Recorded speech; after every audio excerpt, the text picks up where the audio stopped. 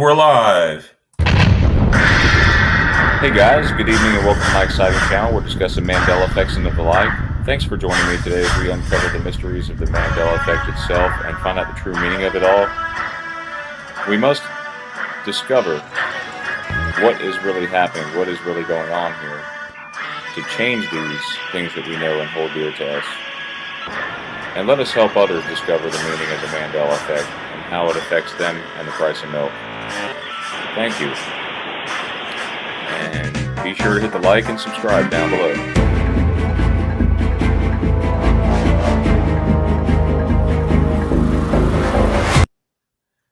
Hey guys, what's up? How's everybody doing out there?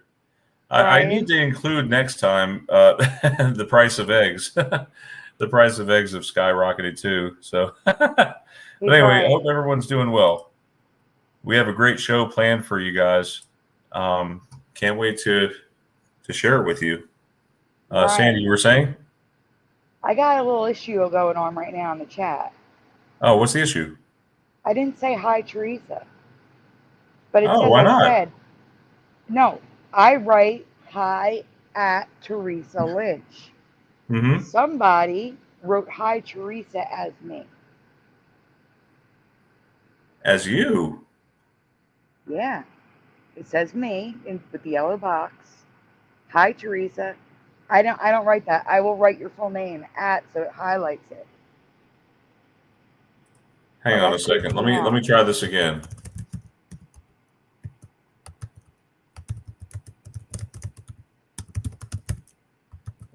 I just put hi, Teresa. I'm not a clone. Let's see if it shows up as you again. It does. It shows up as me. The reason why is that I have it set for some reason to all. This is something new we're figuring out here with StreamYard. You scared the crap out of me. I thought my I'm so sorry. Okay, I'll set it for my destination only. Sorry. It's okay.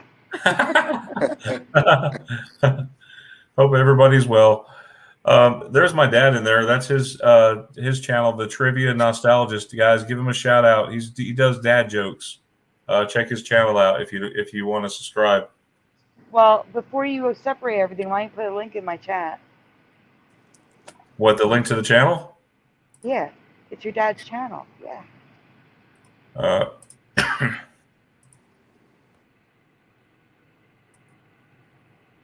Yeah, I gotta find it real quick. Hold on, give me 1 second. Jeff, how are you doing out there, man? Pretty good. You? Yeah, doing good. That's good. Hello, everyone in Brian's chat right now. I can't see you. I'm over on my chat. Yeah, in case you guys don't know, we're streaming to 3 different places right now. We're streaming to Facebook, Teresa's Facebook group right now, and we're streaming to Sandy's channel and my channel, all at the same time. And tomorrow, we're going to stream from my channel, but also stream to Brian's channel. I think I can only do your channel, Brian. I don't think I can do Facebook too. I may not be able to do anything. Will it let you do 2 channels? I don't know if they'll let me do 2 channels, but we're going to have a show on my channel, at least just on my channel, tomorrow night. Don't know the time yet. Make sure the bell is clicked on my channel if you want to get notified. We're doing the top 22 Mandela effects of 2022. So, nothing new. Just the top one. So if you missed any of our shows this year, there's probably going to be something in there for you. On my channel, we have Teresa Lynch, Jeff Zanzibar, Brian posing as me, Joe Bloor, Analog Line, and Mandela Affected. Welcome, everyone. I'm testing out a product I found while going down the Amazon rabbit hole, and that is. I don't know why YouTube is doing these previews. Hold on. It's supposedly an inkless pen that uses no lead, no ink. It has an outlet. Okay, guys, this is my dad's channel right here. And Acrid Fusion. Sorry. Ahead, what Brian. Is it?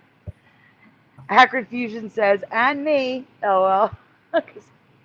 I'm saying hello to the people on my channel. Acrid Fusion here as well. Sorry, go ahead, Brian. Okay, hold on.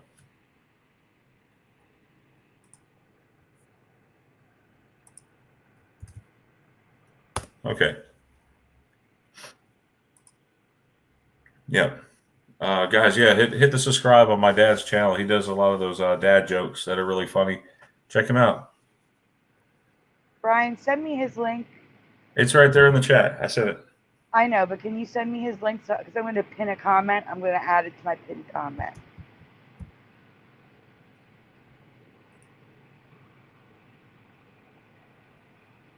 All right, we'll do. Let me get that going here.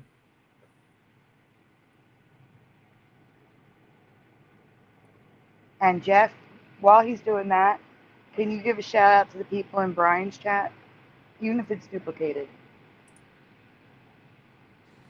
I have to find it. It's only showing yours right now. Ah.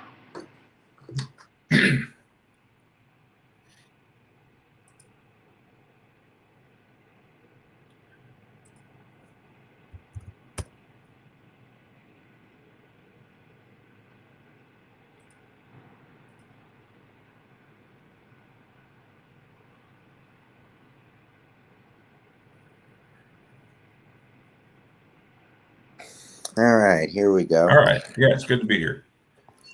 All right, we ready? Yes, we are. All right, let's start with the first Mandela effect of tonight. And this one's probably going to get a lot of you guys. I know it's probably going to get me because it's funny. We were, I tell you, the synchronicities are amazing. I just happened to pick up, actually, my mom, can I tell him, Sandy? Sure. Okay, well, my mom was she found this box out beside the dumpster. It was a tape wrapped box. We unwrapped the tape just to see what was inside. Turned out it was a brand new office chair, had not been put together. The gaming kind. I priced it out on Amazon. It's $137. I mean, who in the world throws something like that away? But anyway, we're going to be talking about office chairs here. Okay, this is the first Mandela effect tonight.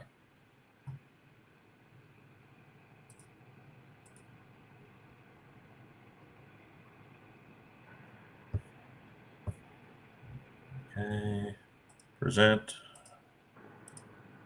I think it's only appropriate that you read this one, Brian. Okay. You guys see that? There's sometimes a delay, so let me know when you see that. I see. All right, perfect. All right, credit goes to Curiouser on this one. We recently learned something that we never knew that seems so shifty, so unbelievable that we have to ask, yes or no, in your past, could office chairs explode? I mean, the only way I know is if you attach C4 to it, right? Or a grenade or something like that. That's the only way I'm thinking. I hope not.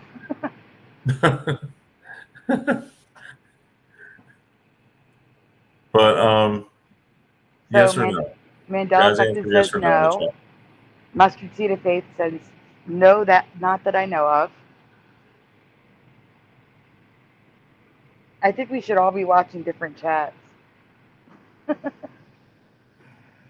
Thank you to Wafa Wydad who subscribed to my channel just now. Hey, Deborah O'Connor. Good evening. And she says, Deborah says, glad to catch you live, and no, office chairs did not explode. Karen Maloney says no. Analog Lime says, LOL, no. Karen's listening. That's great, Karen. Thank you.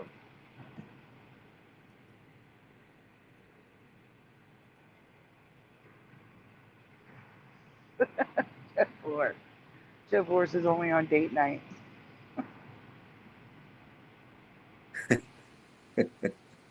Brian, are you still with us, or did you kick yourself out? Okay. No, I'm here. I'm here.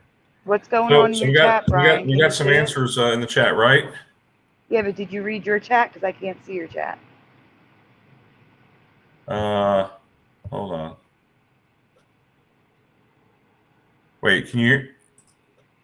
You can't see your chat either. I'll go to your channel. I'll be right back. Hold on. It went, for some reason, it opened up in another tab. It's fine. I'm in your chat now. I see your mom. Hi, Anita. Hi, Laurie H. Laurie H says nope.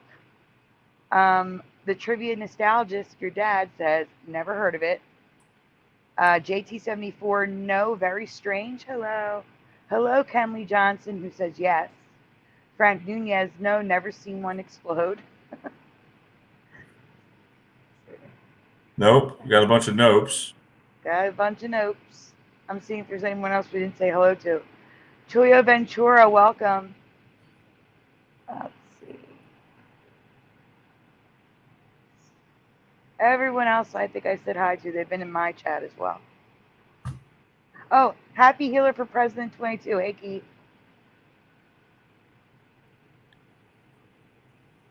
And Jesus, Allah, Satan, Dajjal, Iblis, the Antichrist, God has decreed for you the dissolution of your oaths.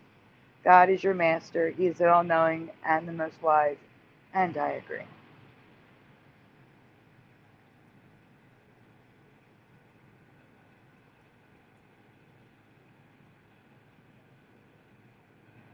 It can do more than that, but yes, Kenley Johnson. And Calamity Chain, welcome. Oh, that's such a pretty... All right. So let's move on to the next slide, right? Yes, now I'm going to switch back to my chat. All right. So it's a ridiculous... Should I play the video first, Sandy? Read first, then play videos. Read the whole thing. Read first, Okay. then play video. All right. Ridiculous question, right? Wrong.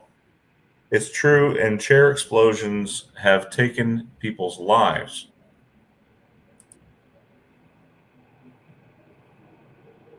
Oh my goodness, what? What the heck? You guys see that? Yeah.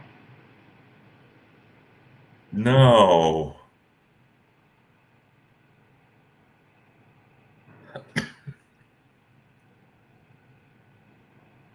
All right, well, the gas lift components, okay? On many office chairs, the mechanism that allows the chair's height to change is accomplished with a pressurized gas cylinder, usually pressurized with nitrous gas. You guys see that? There's a nitrous gas cylinder. And, of course, you got the plunger. Yeah, I had no idea they were flammable. Yeah. When the pressurized cylinder malfunctions, the pressure can become so great that the cylinder explodes. And apparently, this is rare, but it does happen. I think that's the same one we use at work. Articles say not to worry, but the rise or the risk is so low for gas cylinder malfunction. But make sure you assemble the chair properly, because improper installation can also lead to the chair explosion or exploding.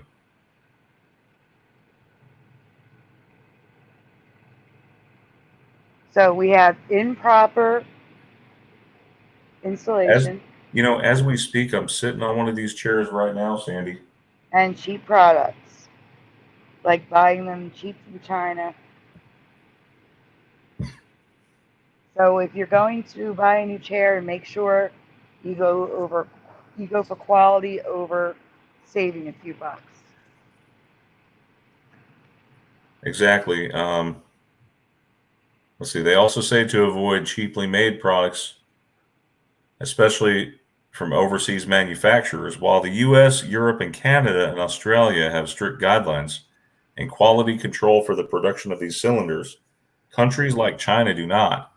Investing in a good quality office chair reduces your risk. So it makes me nervous that you just found one brand new near a dumpster. Well, yeah, now I know why you said it might scare you. Yeah, especially with that top headline right there. Is it just me, or should there be a warning label letting people know that your chair could literally explode with improper use, installation, or just bad luck? Or maybe a child under 13 should not use warning? I just can't believe there isn't one already with our warning label happy society. I mean, children tend to bounce and spin, and you know what I'm saying? Yeah, but from the looks of that sandbag, though, that they dropped, it looked like at least about a 70-pound sandbag, but it was dropped from like But 20 or Brian, you're not reading the headline above that. exploding office chair kills boy. Okay. Wow. Oh my gosh.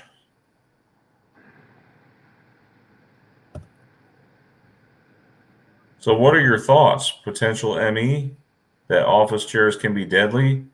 Or we just never knew that those chairs we sit in, that some sit in every day, could be a ticking time bomb. It begs the question, right? I've never heard of it before. So this right here could be a case of bad luck, and we were talking like this show was supposed to be, I think, about bad luck, wasn't it? Like Friday the 13th, sort of, wasn't No, it? this just happened to. Oh, it It just was happened just to be there. coincidence. Yeah. Okay.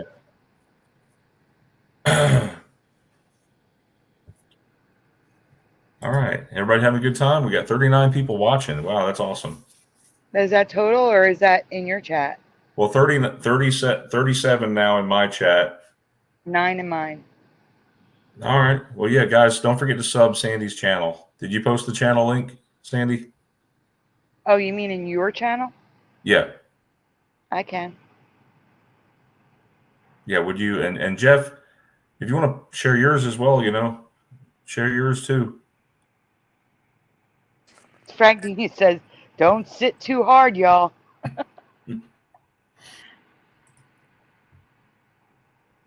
Or you'd be like Jackie Gleason sending you to the moon.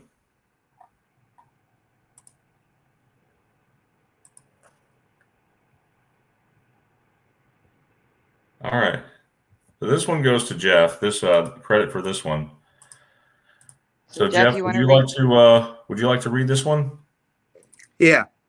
All right.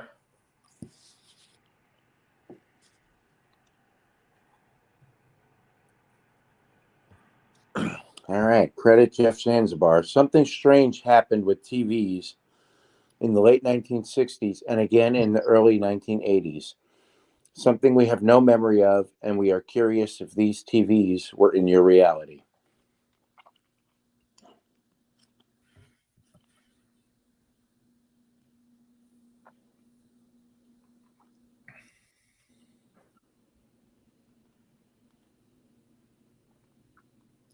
Have you ever heard of or seen the Sampo 9519 tri-screen color TV?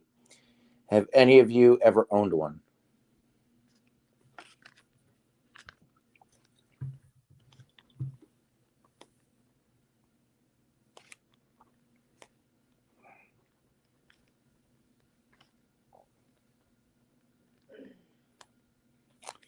These TVs never existed in our reality. Even if my family couldn't afford one, my dad would have found a way to get one. They were even a featured prize on The Price is Right in 1984.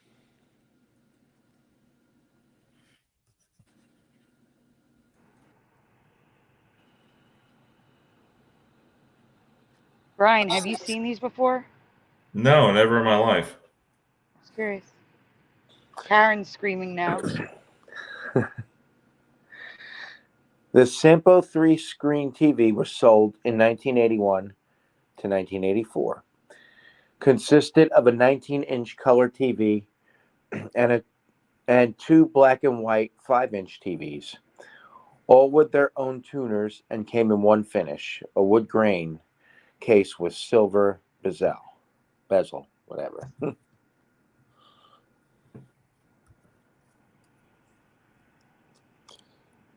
But this isn't the first model that had multiple screens. There was another that I found researching Jeff's find.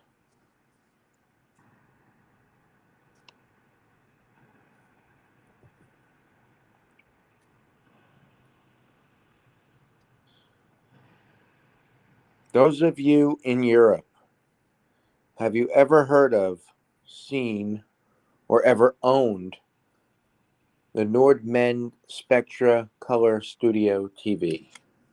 So in the chat on my channel, Karen says, I'm 71 and never ever seen something like this. Joe Bloor said only security cameras. Deborah O'Connor says, heck no. We never had one, nor did any of my friends. Mustard Seed of Faith is screaming no.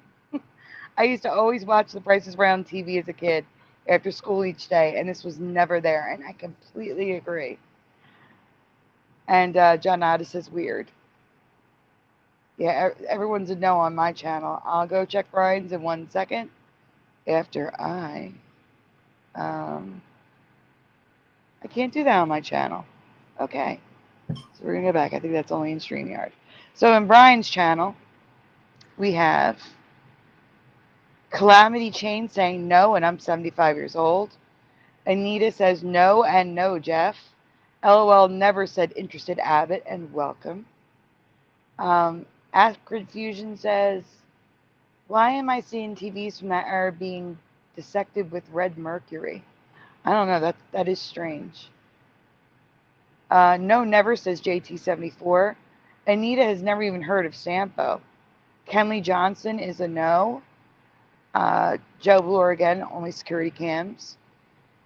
The Trivia Nostalgia says there was 27-inch TVs that had multi-screens. So your dad remembers it, Brian. Really? Yeah. Mandanimal Nordmendy was a European brand. So I've never heard of Normandy either, but Sampo, I'm going to double check it, but I'm pretty sure Sampo made like Vizio. It was like the parent company of other companies we have heard of. Christine Pendleton, welcome, says never seen it, never heard of it. What the heck? And also, Mandanimal never heard of Sampo. All right. Both channels have been read. Going back to mine. Continue. I'm sorry.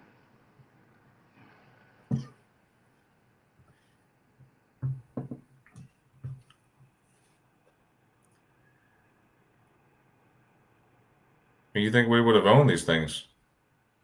Definitely. This TV was manufactured in Germany. Was sold from 1967 to 1971. Had one color screen and 3 black and white screens, each with its own tuner as well. The original model came in white, but at least one later model.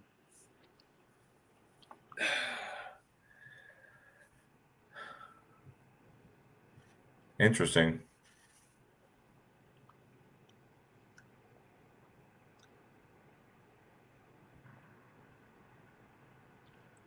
At least one later model was available in 16 color options to match your home decor. Have you ever heard of these or seen them? They were extremely expensive, retailing for nearly $1,800 in 1967, $16,000 today. Oh my gosh. Really quickly, do you guys remember things coming in so many colors back then? No. I just don't. The only thing I remember coming in interesting colors was in the 1970s. Like telephones did have like besides the black, white, and tan, they also had like olive green, orange, yellow, because it was the 70s, and red for emergency phones. But I don't remember, and I think there was a blue. I don't remember all of these colors for TVs and things like that back then. It was mainly just like wood grain or black, and that was it.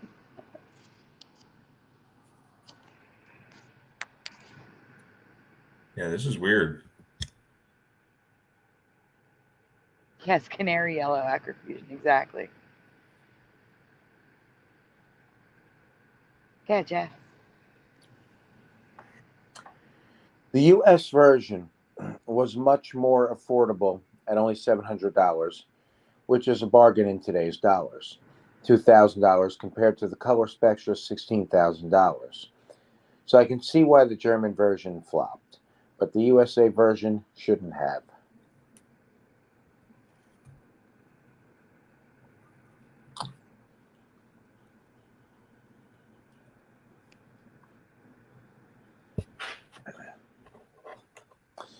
$2,000 isn't cheap, but it was attainable by many in the middle and upper classes. There were also payment plans available, credit cards that could be used, and allowed video consoles like the Atari 2600 to run simultaneously while watching TV. Which you would think would be a huge draw. It would have, definitely. Like the kids can play their game on the smaller screen and we can watch our shows, or vice versa. Yep. Which, we did have some picture-in-picture, back when, I think when HD TVs first came out, there was picture-in-picture, wasn't there? Even before then, projection TVs had picture-in-picture. But Yeah. the thing is, picture-in-picture was so cool because it was the first time in my past that you Yeah. could watch two things at once. Yeah, same here. Same for me as well. And I remember our first TV for the living room was, believe it or not, a 19-inch.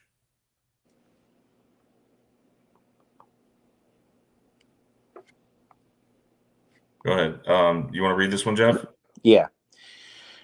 I just find it awfully shifty that I've never seen these before, anywhere, even though they were advertised in circulars and on TV.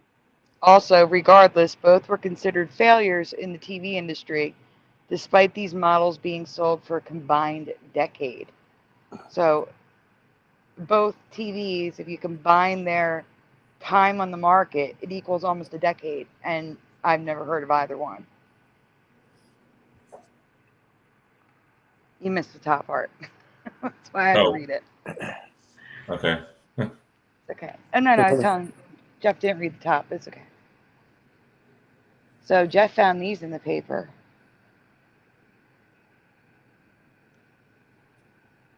Ads and everything, and still haven't heard of these. Well, back in the 80s and 90s, PC Richard was where we shopped to get electronics, and I never saw anything like this in my life. Look at that Sampo logo on the right. It looks like Samdo. The P is so... It's probably merged, too. Yeah, you want to zoom in? If you can, that'd be great.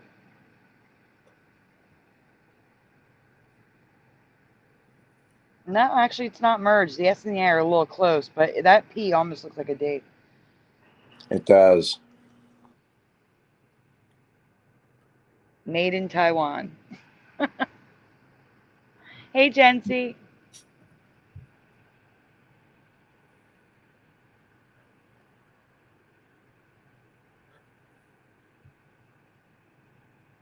Hi, General Sarah. Welcome. Yeah, a long time ago, I remember you could operate a TV on the console on the front of the TV, just like you could on your remote. Like it had like volume up, volume down. It had the channel up, channel down, all that stuff. They don't really have that no more, do they? It's all remote driven. Yes, correct. I mean, some do, but it's very rare now. And this one had a tuner for all three TVs. So each television had its own tuner, which allowed you to, like I said, play Atari on one screen while watching TV shows on the others, and vice versa. I do want to make a quick announcement, Brian. Yeah. Everyone who's in my chat is getting a wrench. The last day that I'm doing that will be tomorrow's show. So after tomorrow, I'm not giving out wrenches willy-nilly. It looks like I'm like giving everyone wrenches right now, but that's the whole point. It's the thank you. You're being overly generous. No, it's to thank everyone for supporting my channel. I mean, it's not like I've been consistent, Right. So, the point is, the last show I'm doing this, giving out wrenches for everyone who shows up to support my channel, will be tomorrow's show. Again, we're having a show on my channel tomorrow night. We don't know the time yet. The top 22 Mandela effects of 2022. All right, we can go on. Sorry, Brian. All right, now we're going to be talking about Etch-a-Sketch. Everybody's favorite art tool, right? Oh Or yeah. at least at one time it was. There's some people who claim they're better at drawing on the Etch-a-Sketch than they are actually drawing. And I find that amazing because I can't draw anything on an Etch-a-Sketch. Sandy, this one is yours. And Curiouser. All right, so by now most of us know the original Mandela effect with Etch-a-Sketch. But for those of you who don't, the dashes are missing on the actual product. But No, this it had the dashes. I swear to you, it had them. Yes, I know it did, but it doesn't now. We all know this. This is the old Mandela effect. But this isn't the only change for us. I mean, look at that weird looking K. Yeah, it does look strange. Even the A looks strange to me. The first question is a change found by Curiouser. What color knobs do you remember Etch-a-Sketch having? The original Etch-a-Sketch. No, like, you know, special editions and stuff like that. The original Etch-a-Sketch. Do you remember white, white with black, black, black and white, green, all of the above? The two knobs. The two knobs were white, in my opinion. So white for you. White. White for Jeff. In the chat, in my chat. So far, General Sorrow is white. Mandela Affected is white. Janata is white. Analog Lime is white. Joe Bloor is yellow. Deborah O'Connor is white. General Sorrow, both the same, white. Grand Tour Richard, welcome, is black. Jay Hood, welcome, is white. And now I gotta stay here, Brian. I have to run over to your chat. Egg White Color says Acrid Fusion. Okay, in Brian's chat, Joe Bloor is yellow, Mandanimal is white. The Trivia Nostalgic is all of the above. Your dad says all of the above, Brian. Wow. Frank Nunez is white. Your mom is white. Sweet Cartoons is white. Calamity Chain is white. Kenley Johnson says, why do I think red? We'll get to that in a minute, why you may be thinking red. Welcome, Nikki Holter. Nikki Holter says white. That sounded funny. Your mom is white. Your mom is white. Well, it's accurate. Sandy, you got to be careful with the YouTube Sandy, you got to be careful with the YouTube algorithm, okay? Oh, they don't care if I say anything about that. I just got you more views, Brian. Okay. You're killing me, Smalls. Okay. Okay. All right, we can go on. Wait, General Sorrow says, my mom was white, Dad too.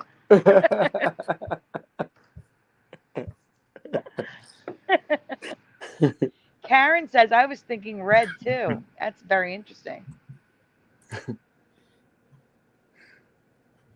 Yes, J Hood, because of the Cape May diamonds that wash up on the shore on Sunset Beach in Cape May.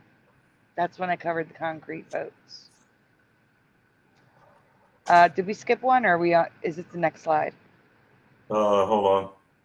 No, it must have went slide. back a slide. Yeah, That's we're fine. on this one. Yep. Before we go on, I noticed something else while researching Curiouser's find that I need to ask you all. Strictly speaking of the original Etch-a-Sketch, the first one that came out, what color or colors do you remember the front plate being? The bezel around the outside where Etch-a-Sketch is written. Yeah, the only one I recall is the red. Okay. Hey, welcome, Patrick Roberts. Etch-a-Sketch was red with white knobs. And Hemp Night 420, welcome. My whole family is white. Mine too.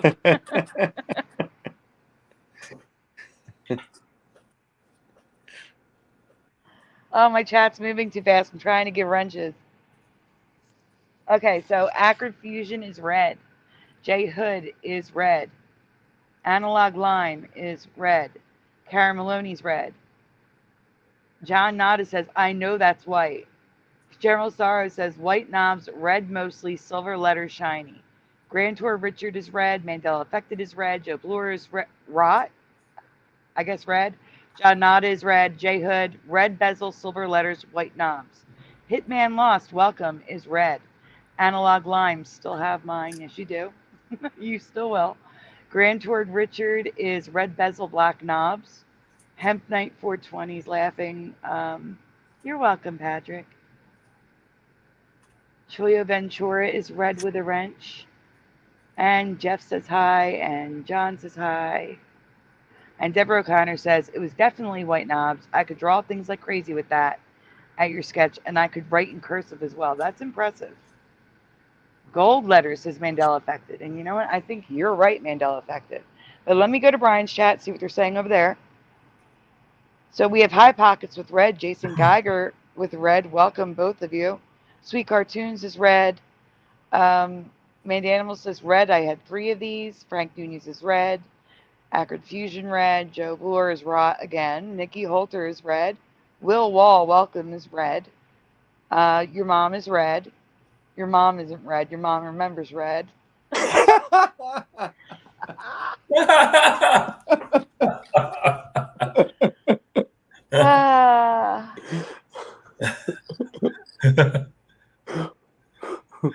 Well, she's definitely red now. Yes.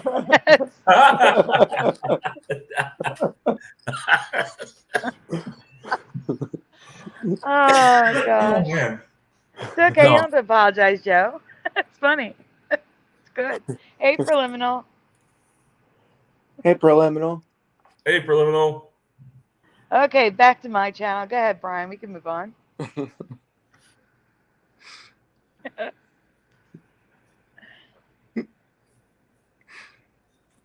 And finally, do you remember Etch-a-Sketch including any accessories in the box?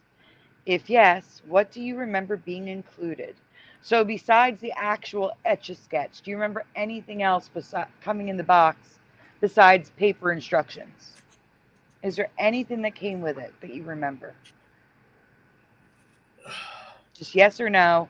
But if you say yes, tell me what you remember being in the box. So Analog Lime is a nope. Carameloni is a nope. A warranty card? No, besides, that's not an accessory. Oh.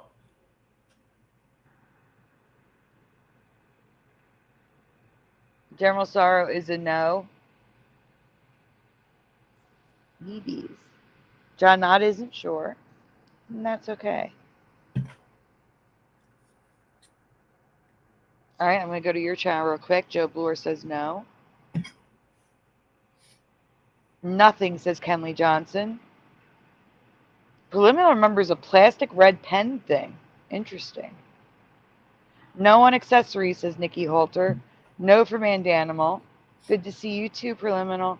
I feel like this Mandela effect is somewhat related to Kit Kat that dropped the dash, you know? Mm-hmm.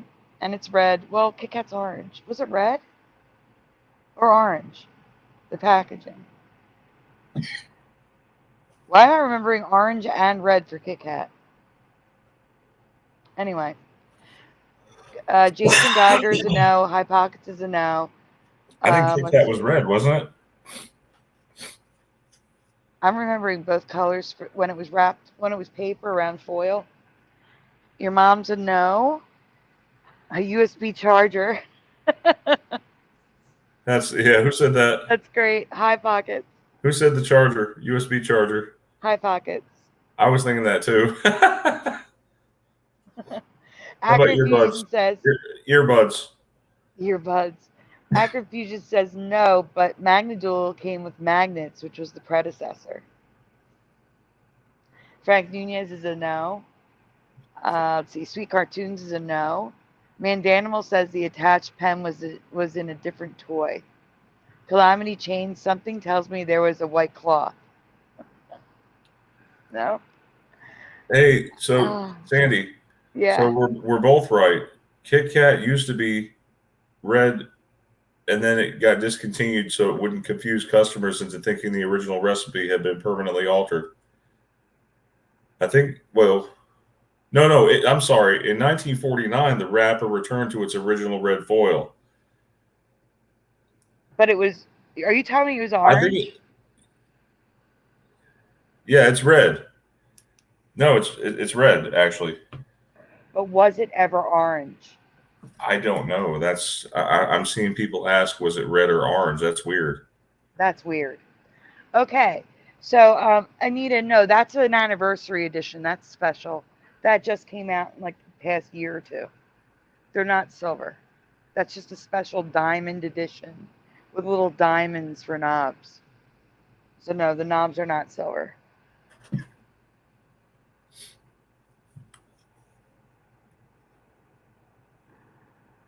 I do remember, preliminary, I do remember like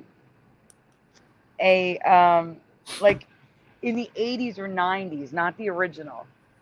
They had one with a pen and stamps where you could stamp an X, but I do think that was the Magnadoodle. I don't think that was Etch-a-Sketch. Because Etch-a-Sketch, you can touch the screen and it doesn't change anything. Only the knobs right on the screen. Well, at least that's what it was in my past. I don't know if I thought the knobs were flat. Yeah, they were flat. The originals are different. Okay. But that could also be a Mandela effect. So we remember the Etch-a-Sketch coming in just, I didn't read it right. Yeah, Brian.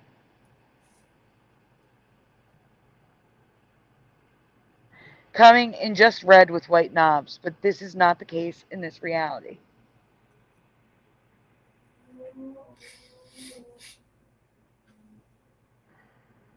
When they were first sold to the public, children had the choice of red, blue, or pink, and had white knobs at first, according to the commercial.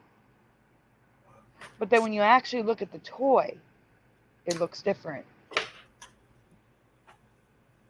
And I do not remember blue or pink. Then the 505 version was released in the 1960s with the blue and pink models having green knobs and the red having yellow knobs. Do you remember these colors? I do not. No way. It was always red and white. There was no pink. There was no blue. There were no green knobs and yellow knobs for me. It was all red and white. Do you guys remember these? I think your dad remembers these. Hey, Register Slow Bear. I am, there you go. You're wrenched now too.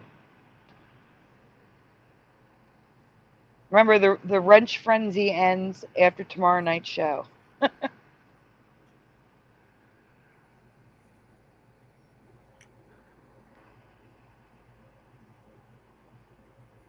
What Curiouser noticed was even stranger.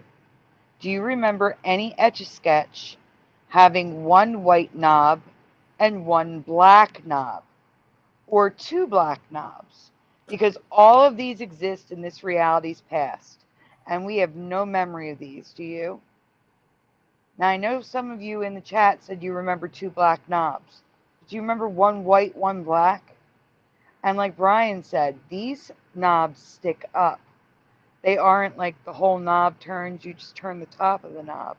I don't remember knobs shaped like this either. I agree with Brian. Yes, they are yellow knobs, Mandela affected. These are the basic ones, General Sorrow. The original ones.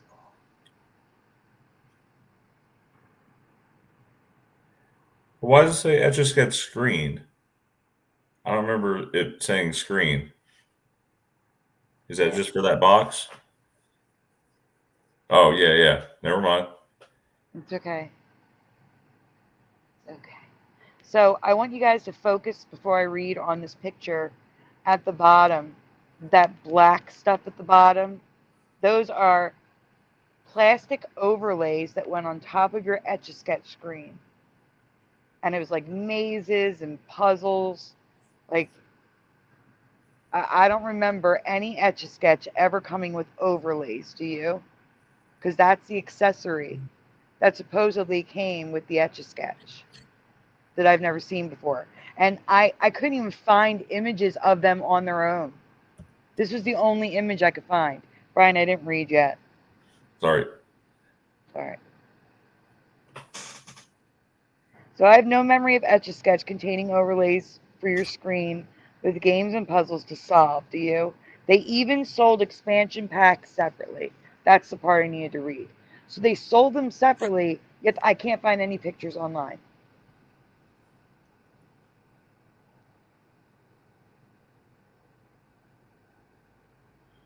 I just want to mention that these translucent-faced Etch-a-Sketch are not part of the change. They were released for the 51st anniversary of the Etch-a-Sketch, paying homage to the original colors that never existed in our past. All I saw was red. That's the only one I ever knew.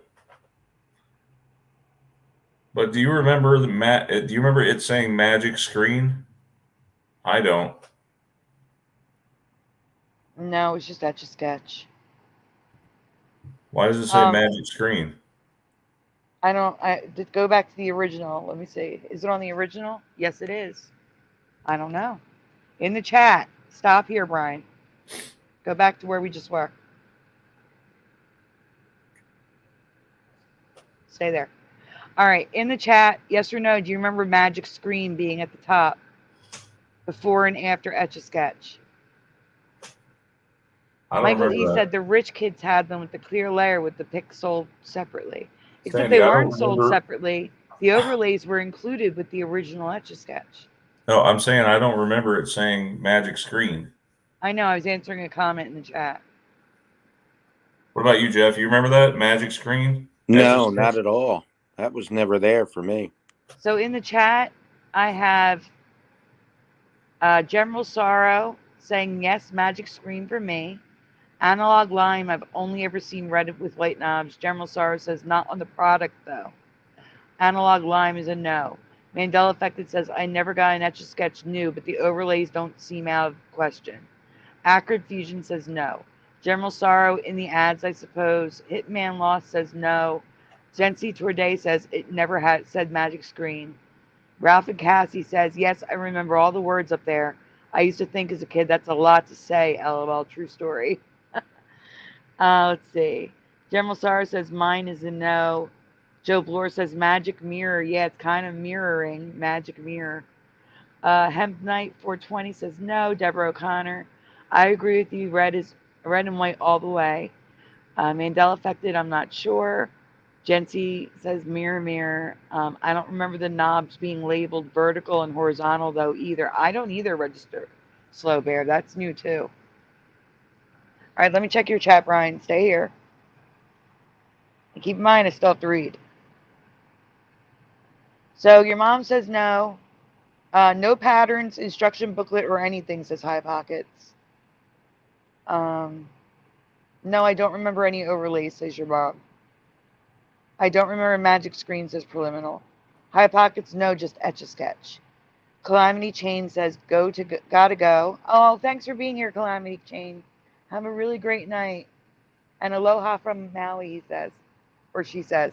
Not sure if it's a he or she. Kenley Johnson says no magic screen. Joe Bloor says magic mirror. Nikki Holter says after I remember. Oh, magic screen after Etch-a-Sketch.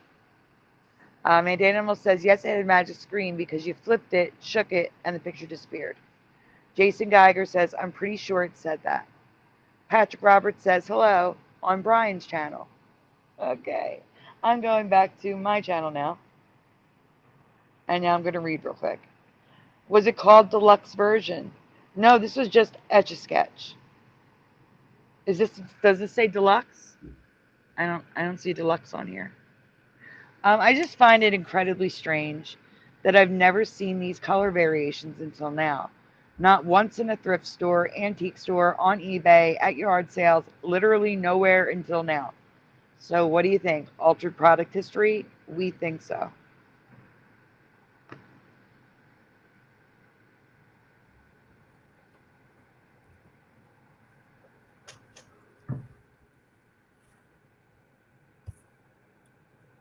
Was that the last one?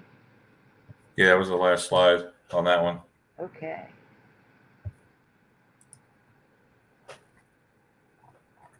Good find. Fine. There was actually multiple effects there, including the old one that was covered by someone else. With the I dash. think Moneybags found that one, I believe. I think he did. Yes, I think you're right. Mm-hmm. He found the one with the dashes mysteriously disappearing off the product, but still being on the box.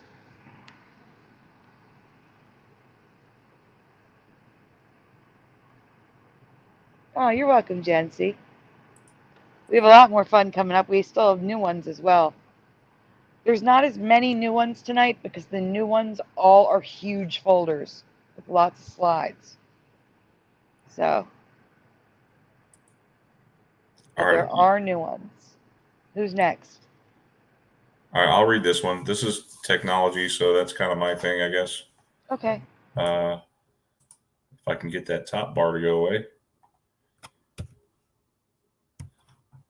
Go away, top bar.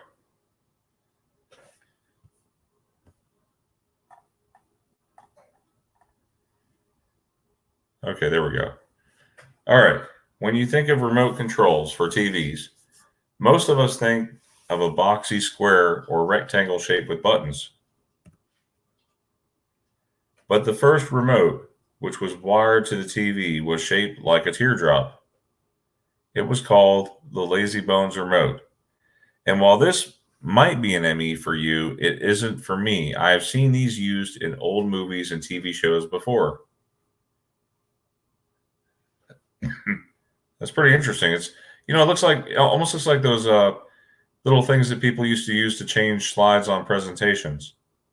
Yes, it does. But what I haven't ever seen before is what history calls the first wireless remote control for the TV.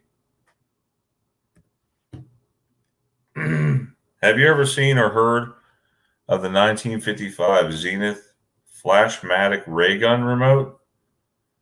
Do you think this could be tech from another reality? Why would they make it into a ray gun? Is this real? It's real, and I'm asking everyone in the chat, have you ever heard of this before? If you saw it on the previous show, answer what you originally answered. That's all.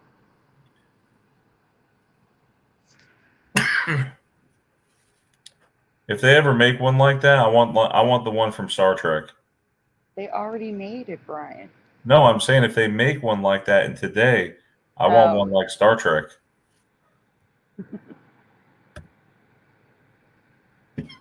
This technology and the remote itself was invented by Eugene Pauly in 1955. Using 4 sensors on the TV, this allowed one light source to have 4 functions: channel up and down, volume control, and on and off. Wow.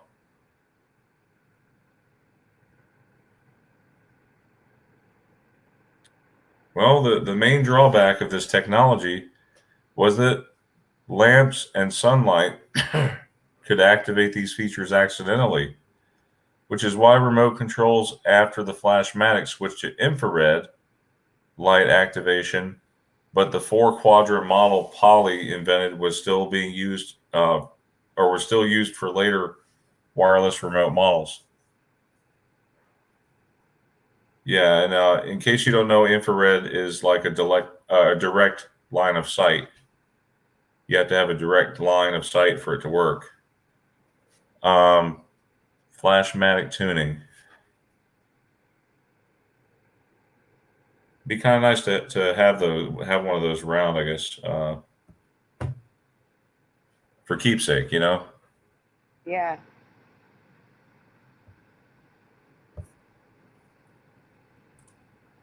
Yeah, basically it was just a flashlight. Yes, absolutely.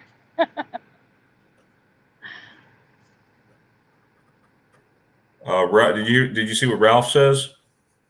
On mine. I remember Elvis used to shoot out a lot of his TVs at home with a real gun. When the news came on about him that he didn't like. Oh man. That rascal. And by the way, Teresa wanted me to share a couple things from her group too. So remind me, we're going to share some of those things as well. How about we share them between once we finish the stuff from Curious Show? Before we start the new stuff, we do the Facebook brief. Okay, we got one more from Curiouser. And then we'll do Teresa's. Yeah, that's fine. And if you're watching over on Facebook, I can't handle more than 3 chats, so maybe Teresa Lynch can go over to Facebook and say hi to everyone. If anyone's Teresa, watching on Facebook. Teresa, if you're there, could you send me the 5 links, or 3 links actually? I think there was 3 links you were going to send me. I don't know if Teresa's still here.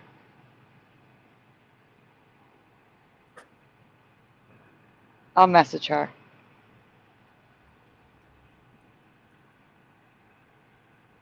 If you want to start the next one, Jeff can read. Okay. Oh, we got 48 people watching. Hey, guys. All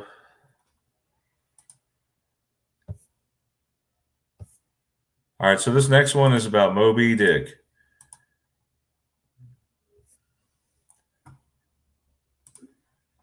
And Jeff's going to cover this one. Jeff, you got this? Yeah. All right. All right. We have seen a lot of book titles change in the Mandela Effect community over the years. Everything from the Moby Dick to Sherlock Holmes. Tonight, I found another, and this one is every bit as ridiculous. Just want to say that I just want to say that should not be the Moby Dick. I don't know why the is there. Okay, it's not there, so no one panic. Okay. That's all. Okay, but the other thing is there's a dash in Moby Dick. That's one of the many changes to Moby Dick. Yes. Okay. But you were going to say something, Brian? No, that's what I was going to say. Just that this is dash now, I guess. And Teresa says, okay. All right. Please tell me the title that you recall for the Shakespeare masterpiece that has a type of pork in its name.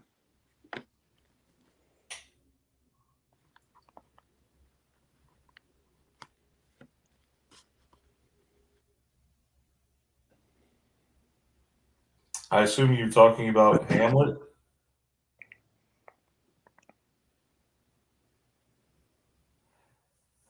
I assume you're talking about Hamlet, right? That is your answer, yes.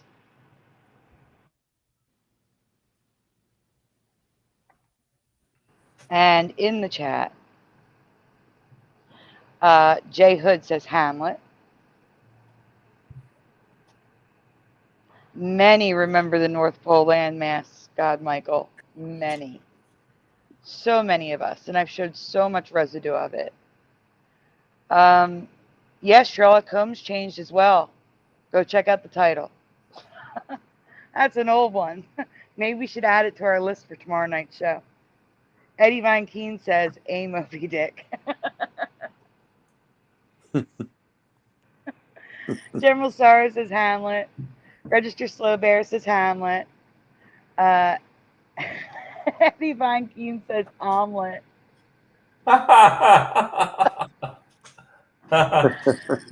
Joe Bohr says the vaudeville comedy of Hamlet. Oh, they're having fun when they've seen this before. All right, let me go back to Brian's chat. I'll be back, guys. But there was another quote, though, from the movie. Alas, poor Uric, I knew him well. Do you remember that? Yes, I remember we covered that. Yes. I know we covered that. That's a change for me. The scene changed. Joe Bloor says the slapstick comedy of Hamlet. Your mom. Wait, hold on. Wait. That's for something different. Frank Nunez is Hamlet.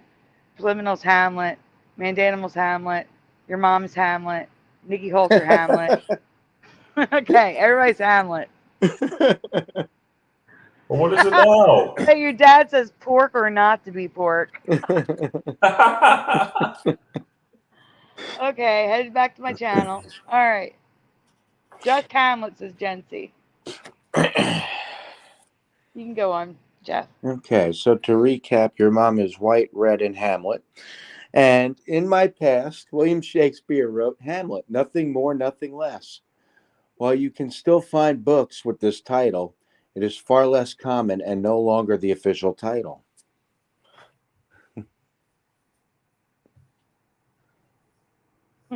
Register Slow Bear says Spamlet.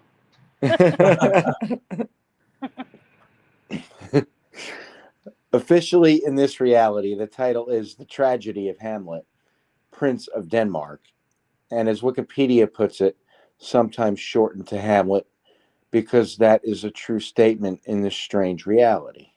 Do you remember the title like this?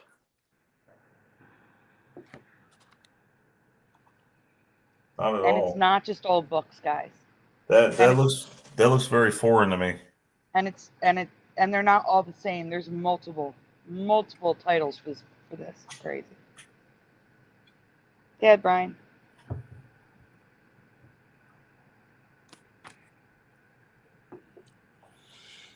Also, there are some versions that decided to go for extra Mandela credit, changing tragedy to tragedy, i.e., which isn't even correct spelling in my reality.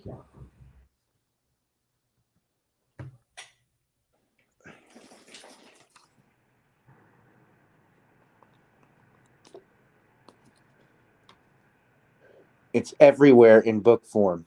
We should have seen this extra long title by now, right? At least films and plays still use the one-word title like we remember.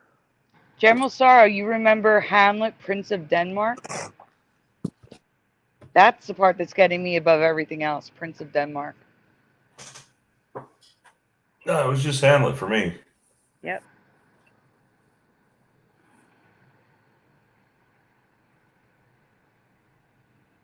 Yeah, Jeff. Or so I thought. Most films are still just Hamlet, but some plays and films do have the new reality title now, too. We should have at least heard of Prince of Denmark, but it's completely foreign to me.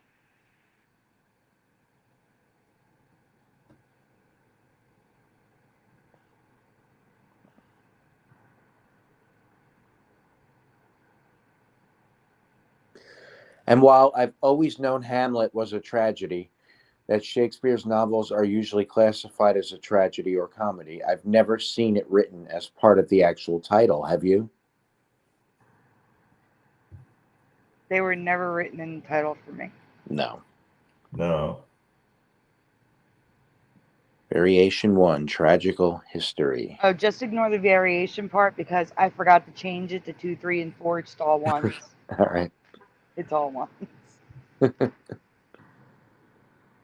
Tragical History.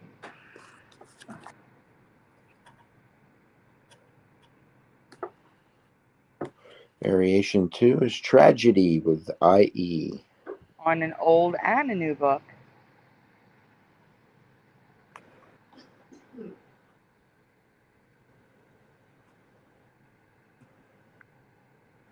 And 3, Tragedy of Hamlet, Prince of Denmark. And Prince of Denmark is there. It's very hard to see because it's black on the bottom left. And I didn't highlight it for some reason. So we have tragical, tragedy with IE, and tragedy with And Y. Prince of Denmark. Yeah, Prince of Denmark. It makes no sense. It was always just Hamlet. All it was Hamlet. Alas, poor Yorick, I knew him well. I knew him not. Is that what it is now? No, that's what I'm saying. Oh.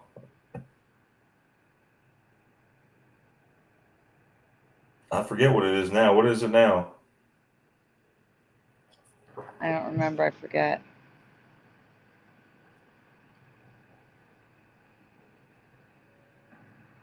Oh no, don't say that, Joe Boy.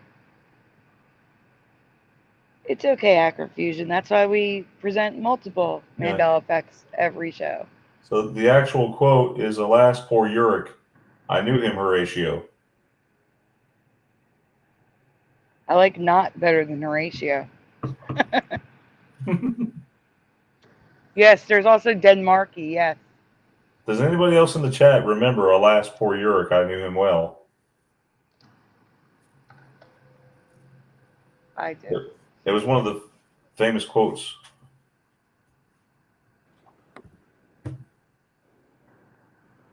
That's always what it was. They always referenced it in TV shows and stuff. Yeah, you remember it, right? Yes, very well. I remember it. No, it's not publishers. I knew it well. Wait. Register Slow Bear. Wait, guys. Register Slow Bear says, so publishers can just change titles of books? I don't understand.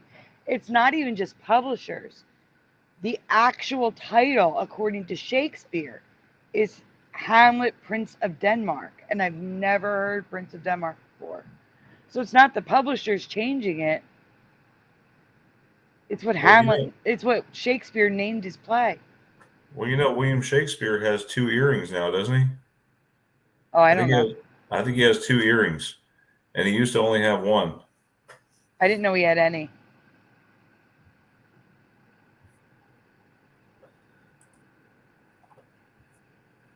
I didn't know he had any either. Yeah, I think it's another one of those Mandela effects. He has earrings.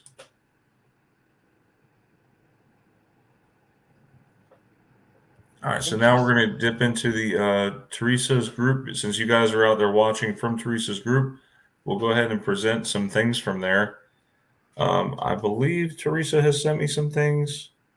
Let me have a look here. And I'm going to hop over to the Facebook chat really quick while we do the Facebook stuff, and then we'll be back for the last 3 Mandela effects of the night, which are brand new. But they're long.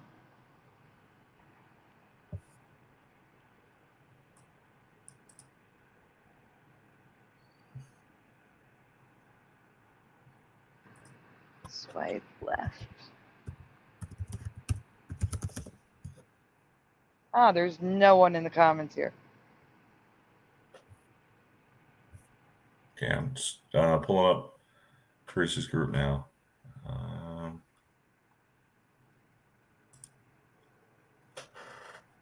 Groups.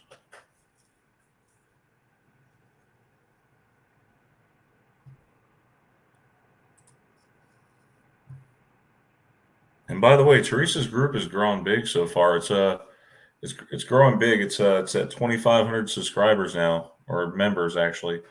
And if you guys are interested, you can join the group. Just be sure to answer everything.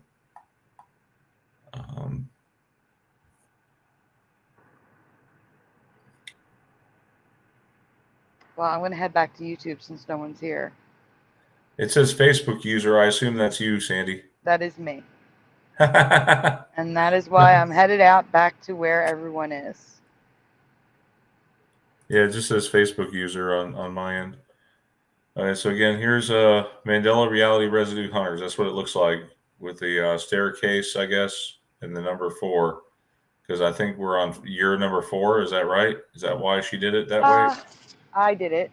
Oh, you did that, yeah. I did that. And actually, no, we're on 5 now.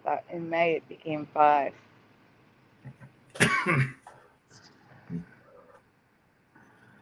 I made that last year.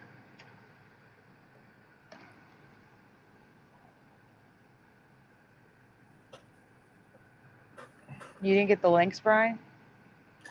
No, I asked Teresa to send me the links. She said okay. She sent me the one to the show, I think. Oh, wait, are these the ones?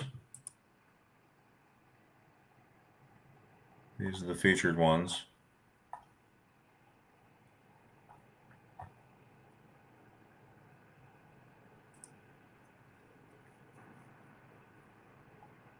Oh, okay, yes. Here's one of the main ones here that we wanted to share was the great daredevil Robbie Knievel had passed away January 13th. He died Friday the 13th. I actually saw this guy in person, Knievel's son, Robbie Knievel, and I watched him jump this big giant lake over in Valdosta, Georgia, at Wild Adventures. I mean, this man's incredible. You see him here in the picture. He's jumping the Grand Canyon.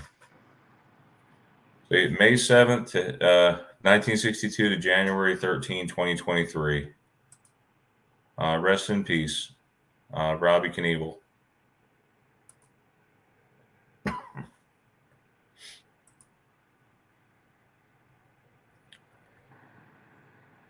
I still don't know how those guys do it. I mean, like, seriously, like the guys who do motorcycle jumping, that's got to be scary as heck, you know? Oh, yeah. Yeah.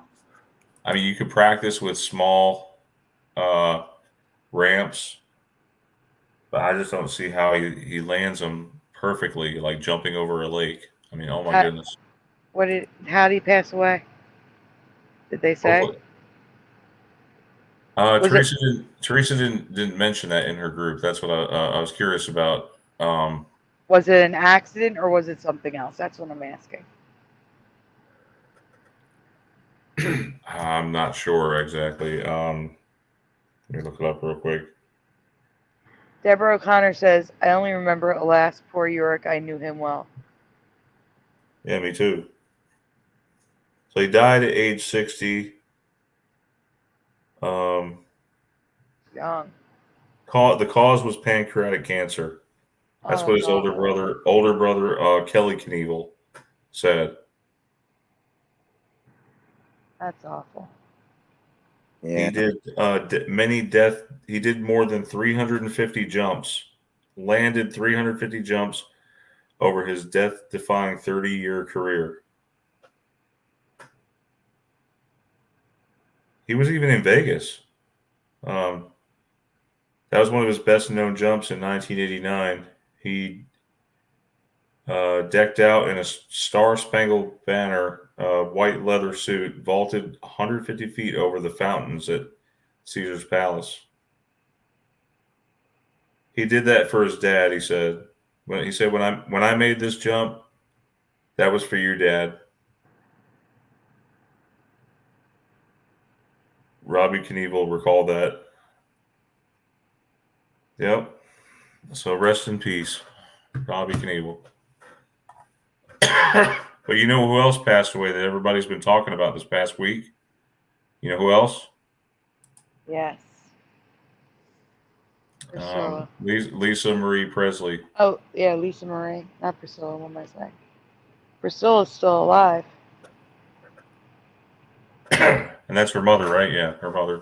Her mother and her grandmother just passed away in 2019.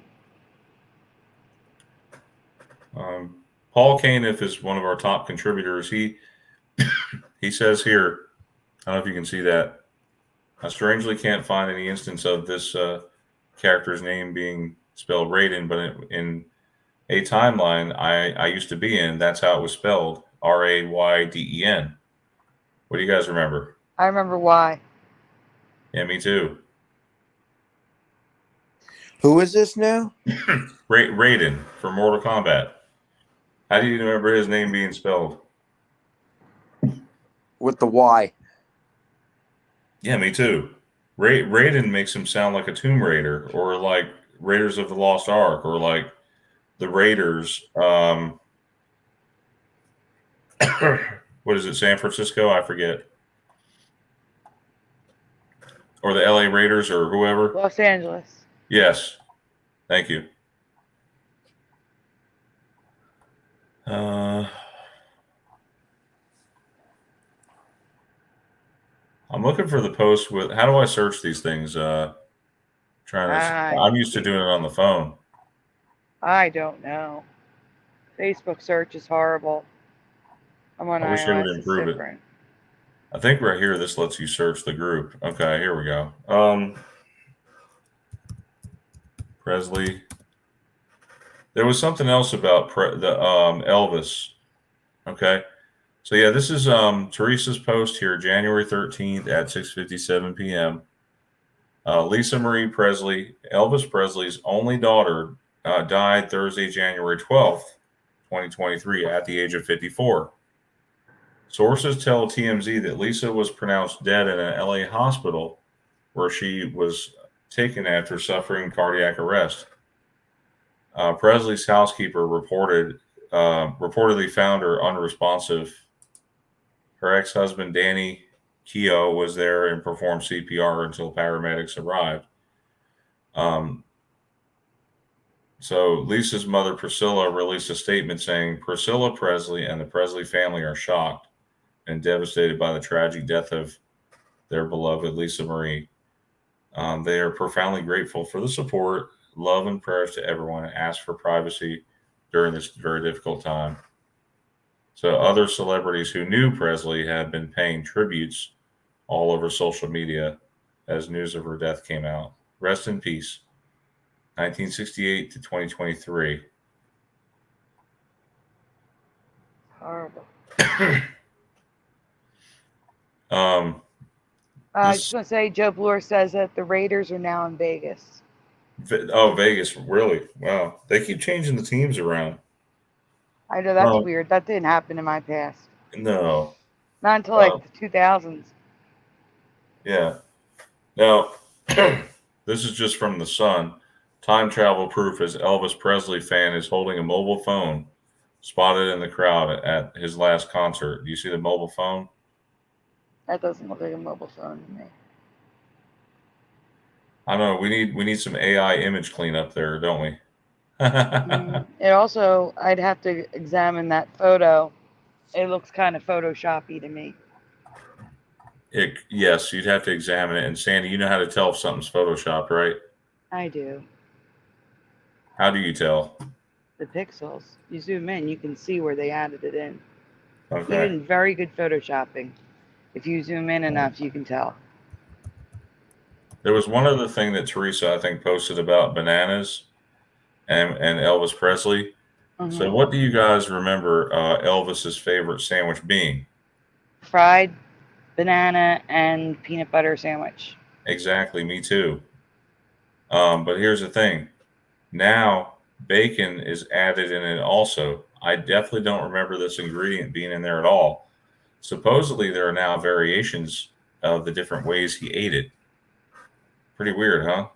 Peanut butter and banana sandwich, or peanut butter, banana, and bacon. PBBB. I don't remember the bacon. The extra B. Yes, Deborah, Brian did say that. You probably stepped away for a minute. What is it?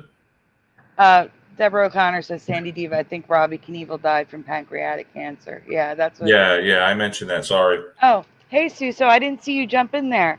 I'm doing a wrench frenzy until tomorrow night's show. So now Suso has a wrench too. That's awesome. All right, so that we're done with Teresa's Mandela Reality Residue Group. So we got 3 more effects to cover. So hang in there, guys. Okay. Yep, the new ones. These are long though. So Jeff, when you cover the video description, will you be sure to include the ones from Teresa's group as well? Oh yeah, there were 4 of them, right? I think so. Yeah, there was the 3 people that died, and there was one other effect I think in there that we covered with the sandwich. Yes. Yeah, I got that. Thanks. You're welcome. Damien, I'm sending you a message. All right. So there's one here that we're talking about solid to liquid. Now, these are the new effects that we're covering tonight. So no one has seen these ever before.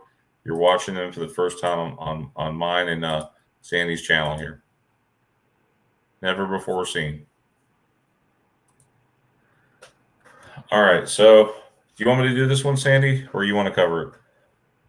You can do this one. Okay. I want to start out by saying that I have heard of earthquakes shaking the ground enough to break up solid ground. But what I'm going to ask is about tonight. I've never heard of these before. Never heard of before. But first, in your past, which word describes solids turning into liquids? Is it Liquefaction or liquefaction? So what do you guys remember? Do you remember liquefaction or liquefaction?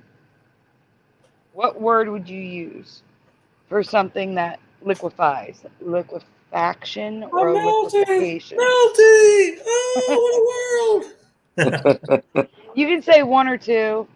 It I doesn't matter. would say liquefaction. 2 for me. Hold on, I have to jump in around the chats. Are you? Is anybody watching the Facebook stream? No.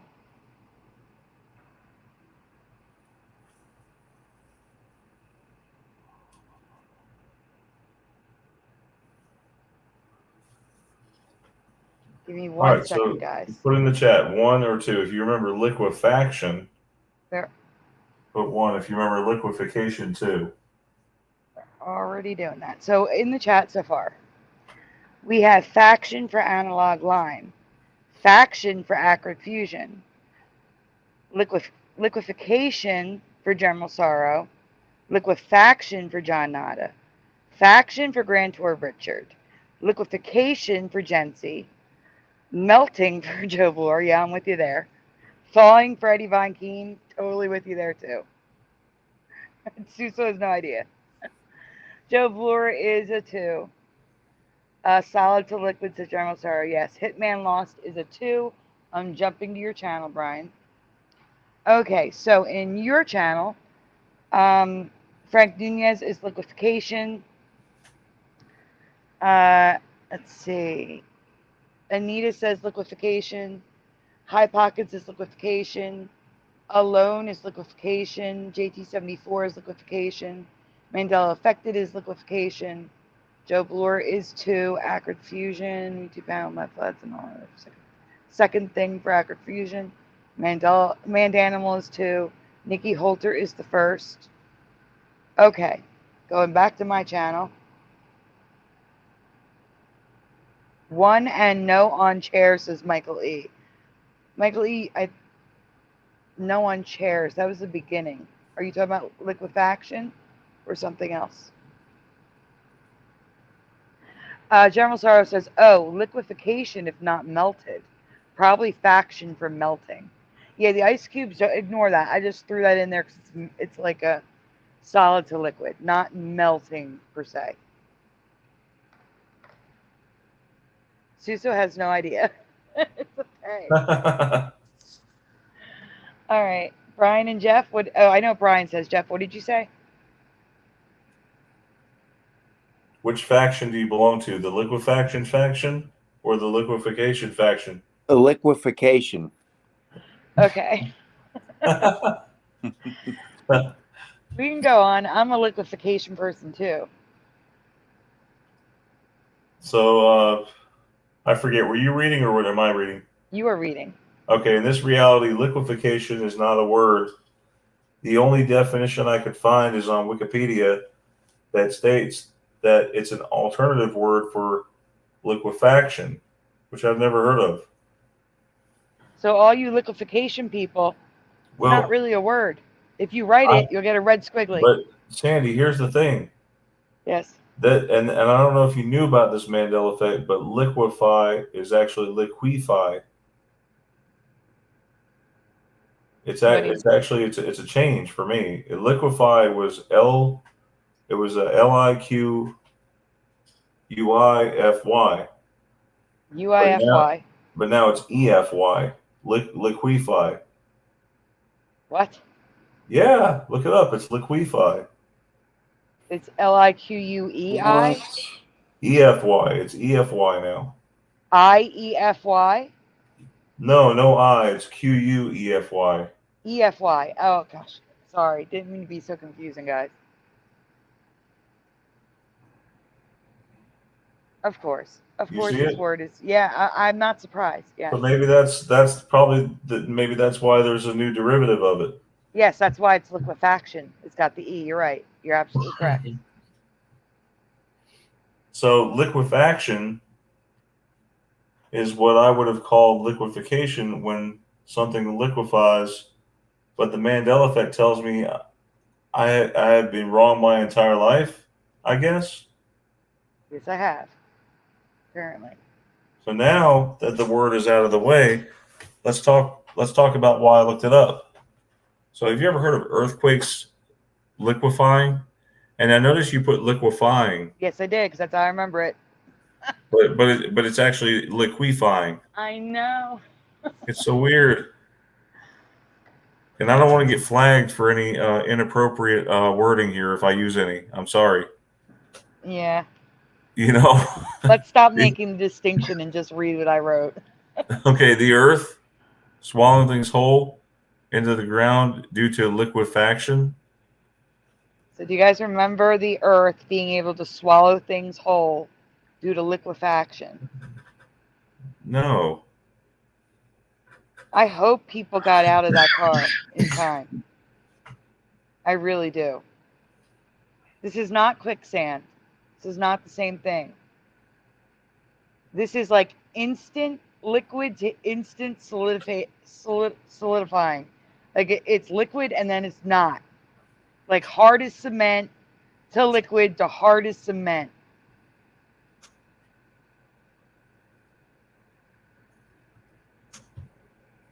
I have never. This guy's digging his car out. Is that cement or what is that? It's dirt. It's dirt that liquefied and then became a solid again almost instantly. No. Yeah. That's ridiculous. Also, So have you ever heard of, huh? I just want to say in my chat, I didn't even get to yours yet. We have 2 no's, 2 yeses. And in your chat, we have yes, crazy stuff, yes, yes, but only recently, no, wrong.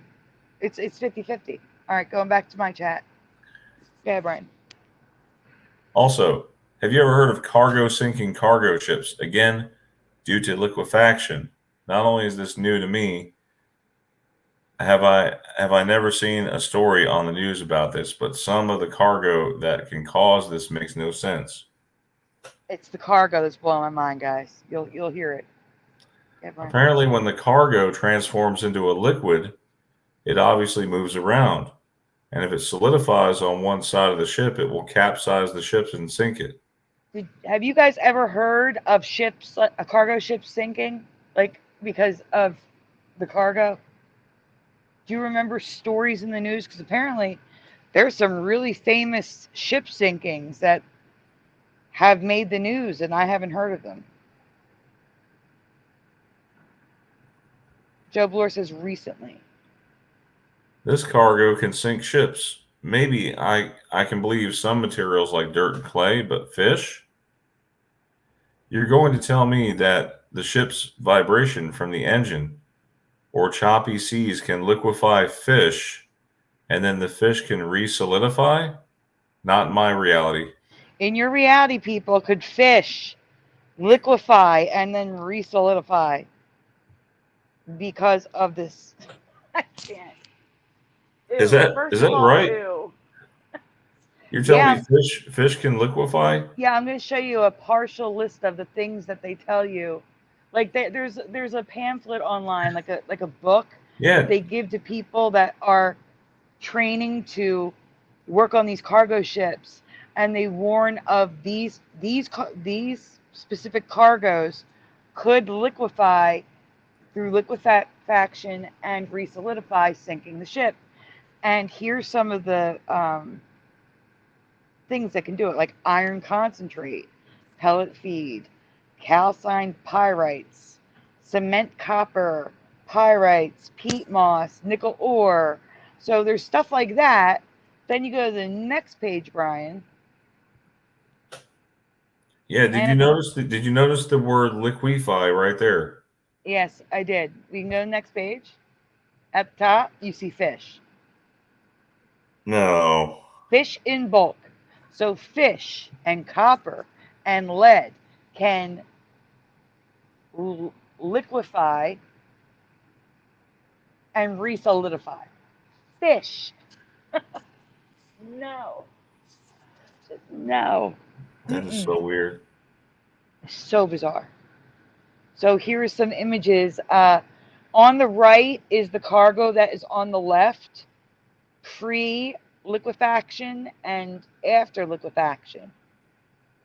So that red liquid was that dust. What planet are we living on? I don't know. This is And not. there's This a is not my capsizing reality. boat.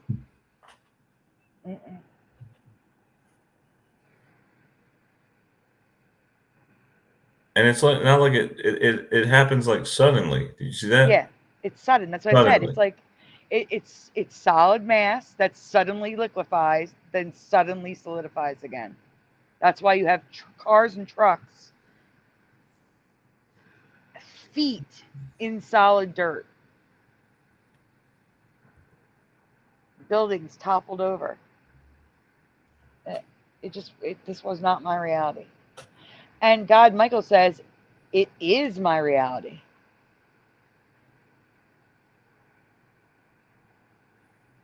And he says hundreds of billions of killed fish for trash only.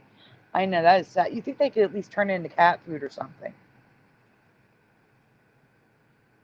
I don't know. What about everything they get with the nets? Like when they net in the fish. I've seen them bring the fish into the boat. So you Yeah, mean to now they're tell me saying that liquefies, yeah. Wow. Have you ever heard of any of this? Seen any of this happening? New fish could liquefy and resolidify. You spell liquefy the correct way, the way I I know, remember it. Brian. I know, because Not that's me, how it not was in my the past. reality, not ever. So did you know that liquefy was actually a Mandela effect?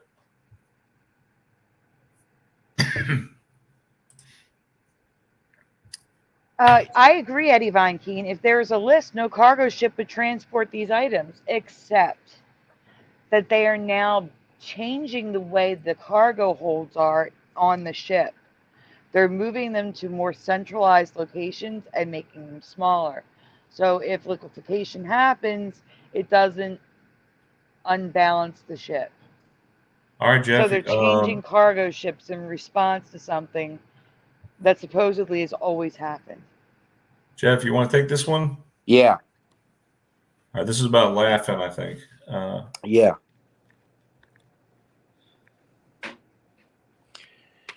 All right. If you have ever watched the 1960s variety sketch show Rowan and Martin's Laugh-In, you will probably be familiar with some of their now famous quotes. For example, "Sock it to me."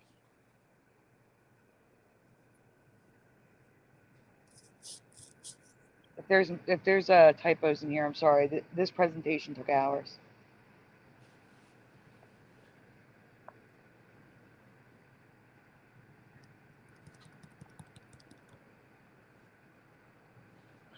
There are 2, possibly 3 potential Mandelas I want to discuss, as well as showing the logo change I have previously covered and some new residue of the upside-down rainbow that many of you remember. I find the upside down rainbows for Curiouser, because I call it upside down rainbow because I remember the rainbow as it is now.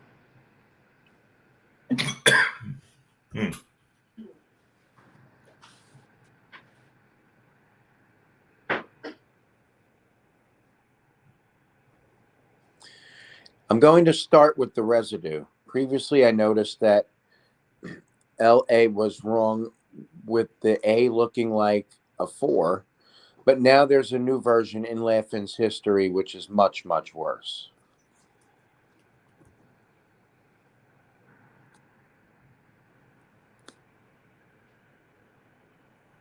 I can't with this. The G. Oh my gosh, the HH. Is this the official logo? That's one of the logos. That's the set. It definitely never looked like that. Now the A has a weird thing sticking off the top. In addition to the 4 shape, and the G is closed, and H and hyphen are merged. Looking like, as Jeff said, an HH. Yeah. Actually, it looks like a chair. It does look like a chair. Yeah, Acrid Fusion Watch says, out, I it might can't with this explode. too. Right? Watch out, it might explode, Sandy. That's the little flower is.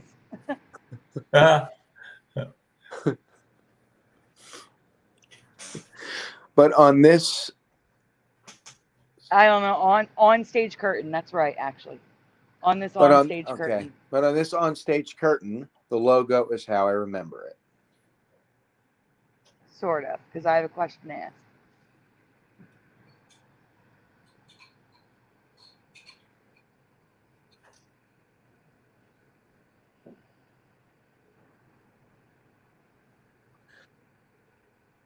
As for the hyphen, I'm not sure. Some remember it always being there, while others don't remember there ever being a hyphen.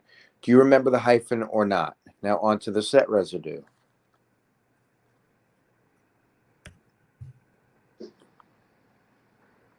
So that was the old stuff I covered.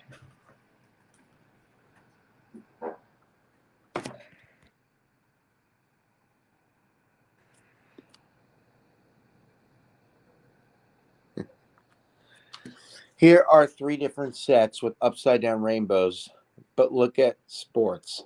The S is the current reality rainbow, and the rest are the upside down rainbow, which is weird. Why would the first S not match the second S or any of the other letters?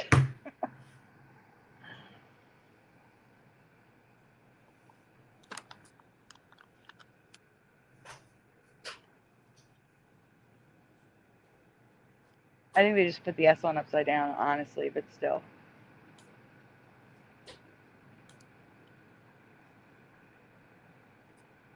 Jeff?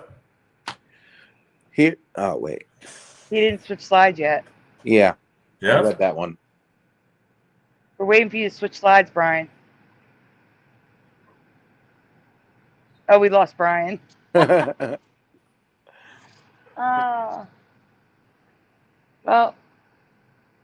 how's everyone doing? You having a good time? Oh, he's back. Hey, where'd everybody go? That was weird. That was weird. We were saying we were waiting for the next slide, and you just disappeared. Oh man, I'm sorry. So Sorry. So remember, Brian, Jeff? words, Brian, words, then video clips, okay? All right. There's a lot of video clips in here. All right, go ahead, Jeff. All right. Okay, now on to the questions. The first was brought to my attention by Anita MacFarlane. This is a 2-part question. Complete the quote. You bet your sweet blank. Was this quote said on the show one time, sometimes, or all the time? So in the chat, if you know the show, if you know the quote, please complete the quote and say one time, sometimes, or all the time. Or one, some, all with your quote answer, if you know the answer to this.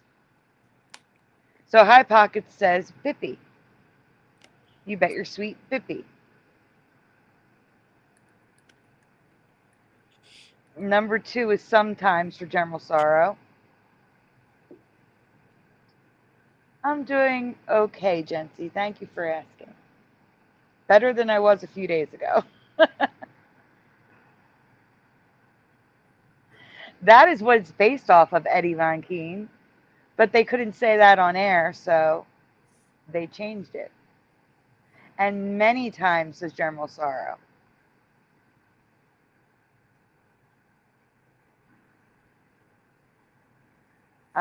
All the time says High Pockets. All the time says General Sorrow. Hemp Knight says the word they couldn't say on air, always. General Sorrow says, didn't know there were 3. I saw the 1 and 2. I'm confused. I'm asking what the quote was and then how many times the quote was said, General Sorrow. It's okay to not know. It is a show from the 60s, and it's all good.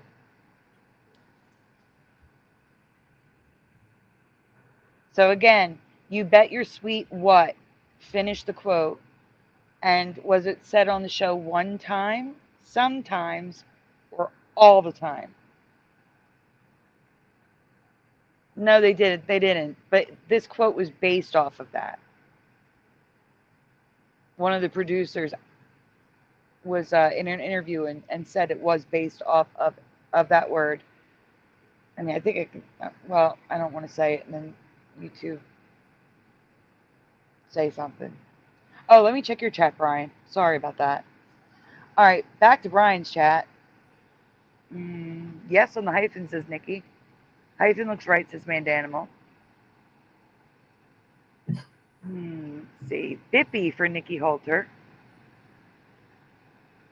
Ah, here we go. Acrid Fusion says, you bet your sweet blank I do. Don't assume you're probably wrong. All the time, says Nikki. Bippy and all the time, says Anita. Mandanimal says Bippy and all the time. Never gave Carlin a chance. Yeah. Carlin was fantastic. I'm going back. He was. Okay. All right. Anita remembers him saying the quote sometimes, and it is possible that he did, but I could only find one time on the show that he says this quote. So just to be clear, I did not watch every episode, but online there appears to be only one time that he said it. And for those of you who just said Bippy, that's not the complete quote. And it doesn't match what some people remember online. So we're going to get into that. I think I mentioned this before, Sandy, but this reminds me of the Dr. Smith from what's that show with the robot? Lost in Space. Oh, you had me lost for a minute. Yes. Okay. You remember he said, you bubble-headed ninny. And now he doesn't say it, but maybe once or twice. He only says it like a couple of times throughout the series. But I remember him saying it all the time. And he even says bubble-headed B-O-B-B-Y. Really? Yeah. I remember reading first. Go ahead. Anita also remembers the quote as only you bet your sweet Bippy, but the internet remembers it as you bet your sweet Bippy I did. But even stranger. So now you can play it, Brian. You bet your sweet Bippy I did.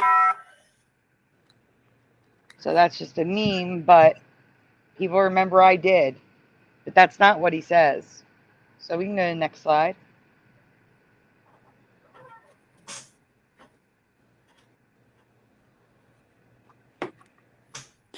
He actually says, you bet your sweet Bippy I would.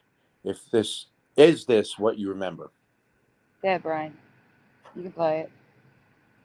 Watch the show because Kirk Douglas is on? You bet your sweet Bippy I would. So no one in the chat said Bippy I would. Do you remember Bippy I would? Bippy I did?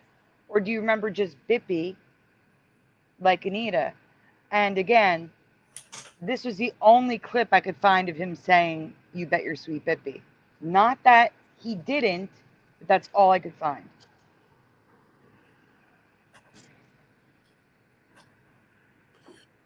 The second one I found looking for residue, and I'm not even sure it's a change because both realities are everywhere.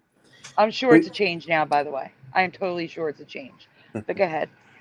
Please fill in the blank in this quote, which was identical to the title and based off of the song by Shorty Long and another by the Magistrates.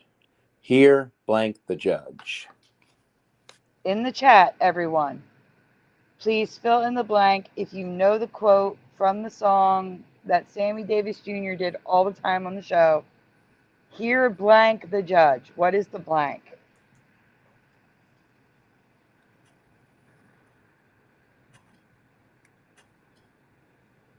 General Sorrow is guessing comes.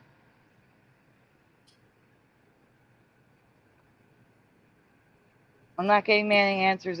Oh, come for Philo Fire. Hey, Philo. Good of you to shuffle my channel. during the wrenching frenzy. Super Mario Brothers 3 is here. Welcome. Mandanimal says come. High Pocket says here come the judge. Oh, good. You can see Brian's channel off the flip. Yeah. Oh, thank you. Anita says comes. JT74 says here come the judge. So does Preliminal. Joe Bloor says spread the seeds. Okay.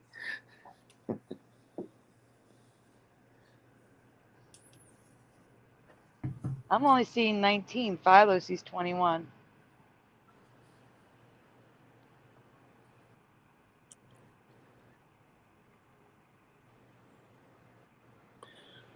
It was always here comes the judge in my past, and like I said, it still is sometimes. It's also sometimes here come the judge. Which do you remember? Now, just to be clear, Sammy Davis Jr. says here come the judge every single time. The sometimes it comes is the original source material. So, yeah, Brian. Can you play that again? Because I.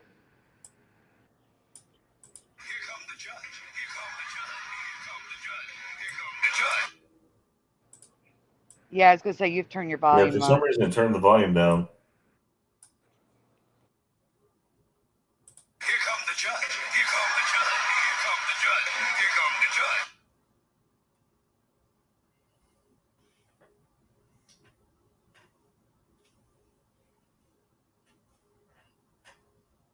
I want everyone to take notice of the record in front of you. Go ahead, Jeff.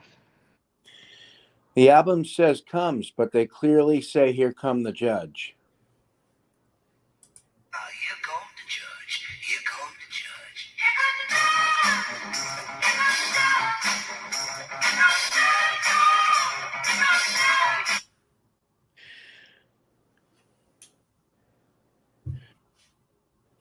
I always heard it as here come the judge, so I'm not affected by this one.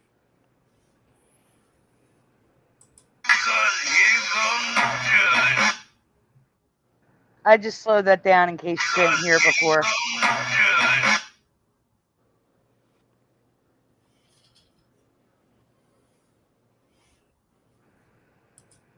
Sleeping better give him a nudge. Everybody look alive, cause here comes the judge.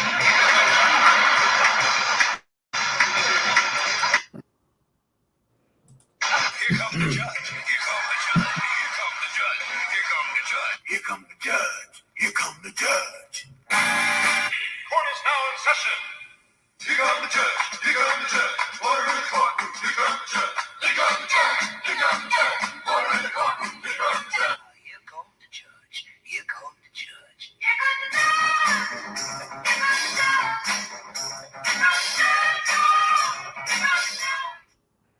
I decided at the last minute to make a compilation. Instead of doing each one separately, it would have taken forever. So that's why you got a little repeat there, but because there's more videos coming up. Yeah, Pygmy, I saw Pygmeats, but his song was different. I really believe that this was from Shorty Long and the Magistrates. All right, so here's residue of Comes. Shelley once said, "It's questo d'angele, e quello d'ostala, a soccorta mengia, here comes the judge." Here comes the judge. Here comes the judge. Order in the court. Here comes the judge. What show was that from, Sandy? I'm curious about that. The French Prince of Bel-Air? Okay. I just said French. I meant fresh. I said French. Here goes the French prince. The Prince of Denmark. Prince of Denmark, yeah. The Fresh Prince of Denmark. So here's the current reality of Come that Jeff remembers, who probably got an update because he owns the whole series on DVD. It was always here comes the judge for me. Always. And here it is. That's what I'm saying. There's still residue of "Comes the Judge" Sandy, all I'm over with the. you. I remember "Here Comes the Judge." But he sings "Here Come the Judge" on all of these albums.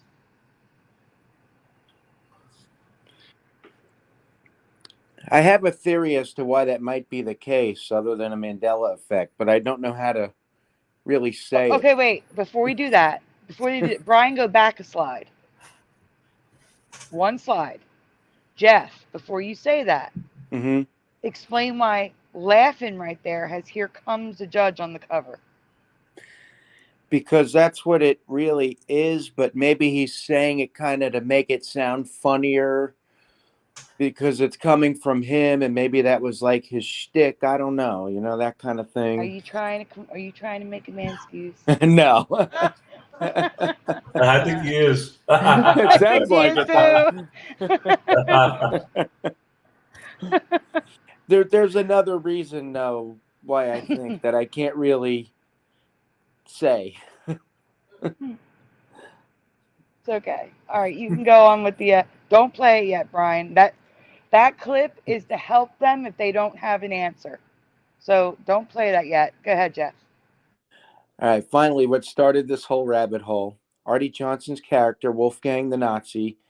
What was his famous quote? What was his full quote that you remember? And if you don't know, after a minute, we'll play the clip. But don't play the clip yet, Brian. Analog Lime says, "Here comes the download. Here come the download."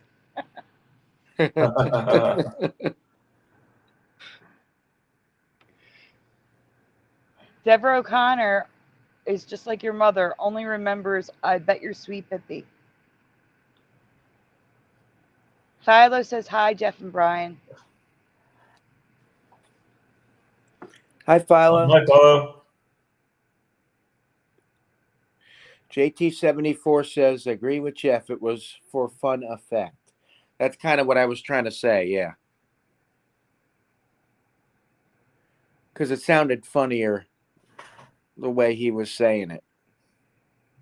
Okay, I think we need to play the clip, Brian. Very interested. Very. What was that word? Very. I've been saying that word all these years, and suddenly I got a blank. So there's your hint. But if you don't know it by now, you're not going to know it. I love this sketch. I don't know. Me too. You guys remember Red Skelton? Yeah. Mm-hmm.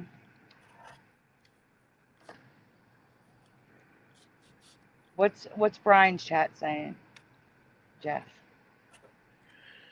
Very interesting. Very interesting. Let's see.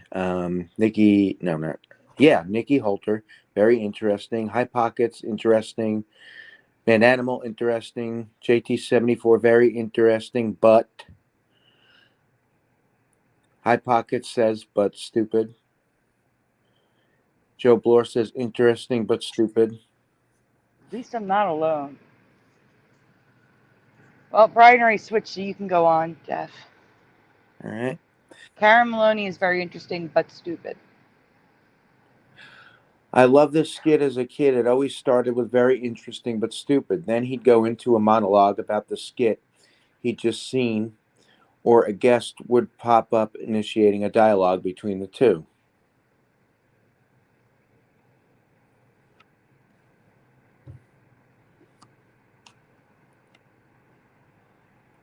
Yeah, Jeff. But in this timeline, he only said very interesting but stupid just one time. This is so wrong. Here's a compilation starting with the one that he says but stupid, as well as clips of what he says in this reality, which doesn't line up with my memory at all. Very interesting, but stupid. Very interesting. But right now in Birmingham, they're running a test pattern. Very interesting, but not too nostalgic.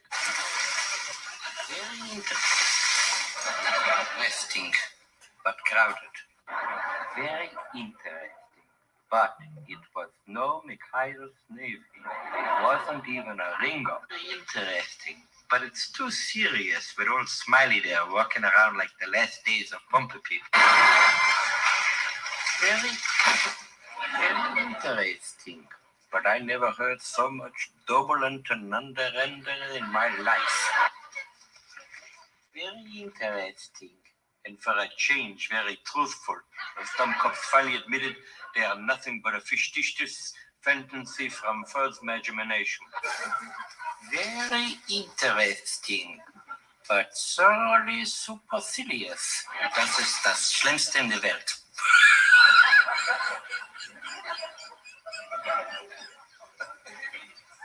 But it was very interesting. What do you mean, very interesting? It was stupid. Yes, it was stupid. But it was also very interesting. Very interesting, but too long. Should be short and sweet. So in my past, it always started with very interesting but stupid. It became his tagline, his catchphrase. And then he would go into his monologue unless there was someone else there. But in this reality, his catchphrase is just very interesting. Well, And it's actually very interesting, but no, in some he doesn't even say that. It's just very interesting. The but isn't even part of it. In some of these, he doesn't even say but. And he only said very interesting but stupid one time that I could find. Just once. This is not my reality. It was not like this. I am upset by this one. But we have residue coming up. Next clip. Go ahead, Jeff.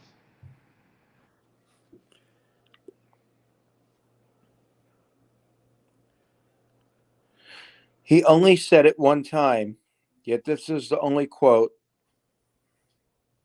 that is parodied over and over. Very interesting, but stupid. Very interesting, but stupid. Very interesting, but stupid. Very interesting, but stupid. Very interesting, but stupid.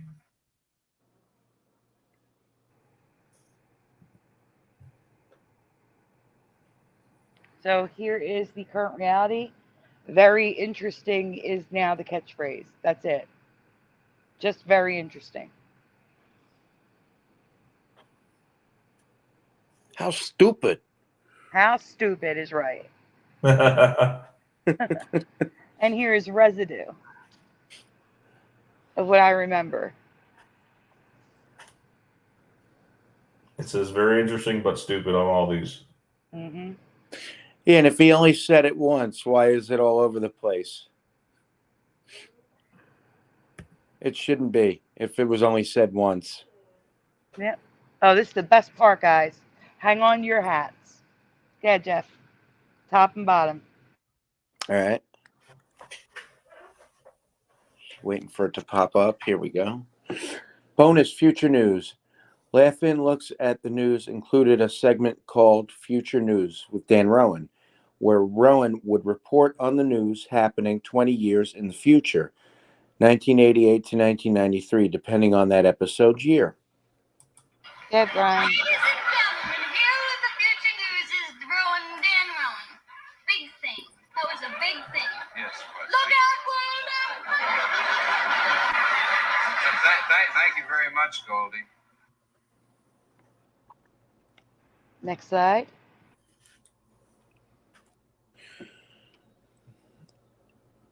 Laugh-In looks at the news. Oh, wait, I read that already. Here we go. Everyone talks about The Simpsons foretelling the future, but we can also add Laugh-In to the list of future predictions and television shows coming true.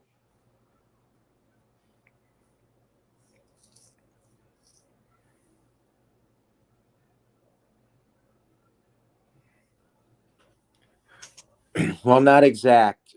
The places, people, and years are. The Berlin Wall came down November 1989, and Ronald Reagan was president in 1988, 81 to 89. The only things incorrect, the alligators and his second run for governor. Listen to them laugh at the idea of him being president. One of the more serious news. Here's the news of the future night. Well, that's infectious. Berlin, 40 years from now, 1989. There was dancing in the streets today as East Germany finally tore down the Berlin Wall. Joy was short-lived, however, as the wall was quickly replaced with a moat full of alligators. Item, Washington, D.C., 1988. President Ronald Reagan today denied once again that he is a candidate for the office of governor of California.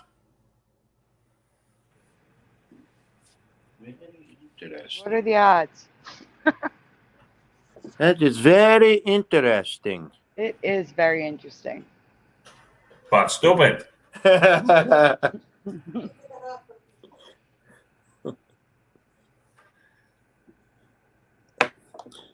Amazing, huh? Were any of these changes different from what you remember? With this many changes, I would bet there's even more, which we have yet to find in the 5 years of Laughing's episodes made. So keep looking, everyone. I'm going to check that out since I have the whole series. Yes.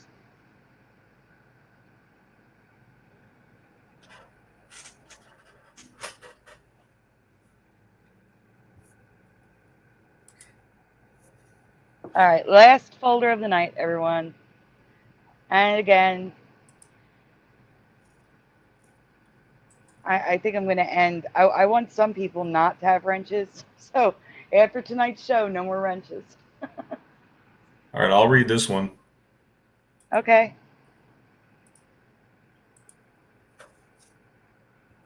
And this one is very interesting, but not stupid. Landline telephones are rapidly becoming obsolete in our wireless world. For these possible changes, I need you to think back when every household had a wired home phone. The first question is a simple yes or no. In your past, do you remember the mouthpiece being adjustable on this type of antique telephone? Heck to the no. So I don't yes or remember no? that. Well, yeah, there's going to be. Here's the thing. I know not all of you are going to make every show. And this way, there'll always be a wrench in the chat. That's the way I see it. So, wrench frenzy for you guys who support me. You're here last minute. Thank you. That's why everybody's got the wrenches today. After today, the wrench frenzy ends. You're like the Oprah of wrenches. You Yes, get a wrench. you get a wrench. You get a wrench. You get a wrench. All past lead the wrenches. So, Grand Tour Richard says no. High Pocket says too old for me. No, only in our school, says Philo Fire. Not too old for me, says General Sorrow. Oh, this one is too old. And no, says General Sorrow. You're not unlikable. Stop it, God, Michael. Bradley, you didn't yell at Anita. You didn't have to do that. Aw. All right. So Thank you. in all the ones I've seen in the movies and on TV, even in person, I've never known the mouthpiece to be adjustable by a long retractable metal tongue. Have you? Now, where's this metal tongue at exactly? It's the behind it. It's retractable, and it can move up and down. What do you mean by behind it? Like behind the It actual pushes in and pulls out. You can push it in and pull it out and move it up and down. Or side to side. It looks like up and down too, though. Can you go back to the first one a second? Go back to the very first slide. I asked Jeff this. And I asked Esther this. Do you remember it looking like a Muppet? Like, seriously, do you remember? All I see is like a Muppet face here. I don't remember it looking so Muppet. You see a Muppet. I see Gumby. Looks like I don't- both. I don't know. All I know is that I don't remember it looking like a face. Let's put it that way. Looks like a combination of the two. Mumby. I won't say what those bells look like. On the air. Brian, stop it. All right, go back to where we were. Okay. So it had an adjustable tongue which you can move it up and down, apparently. That we never knew about. Richard says the one on the right looks horrified. Wait, which one? That gentleman? Oh, that Previous person. slide. The previous slide. The bottom left one looks like a model for an ad for it, maybe. I don't remember this thing being adjustable like this in movies and stuff. I remember they used this in Lassie. You remember Lassie? They use it in Lassie, and they use it I in. remember in movies women stepping on their tippy toes to talk into it. I don't remember this thing being adjustable. It's a Wonderful Life. I think it was in there too. Anyway, the next two questions concern the rotary dial phone. Anybody remember this? Do you recall any letters not assigned to the numbers on the dial? And question number 2, do you recall anything on the 0? If you do, what was written there? All right, so now we have to wait for them to answer because this is a long answer to type. Do you recall any letters not assigned to the numbers on the dial? And do you recall anything on the 0? If so, what? Speed dial. On a rotary dial phone, Brian? I'm joking.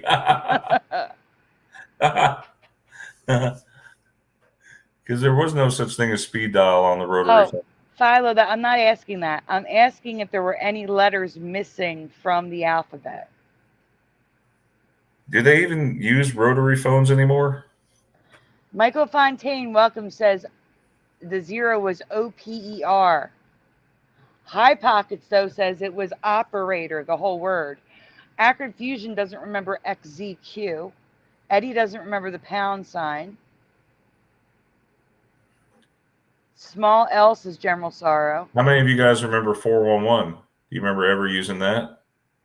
Richard said Aussie phones had no letters. Yeah, now we have 311 instead of 411. Is that covered in here?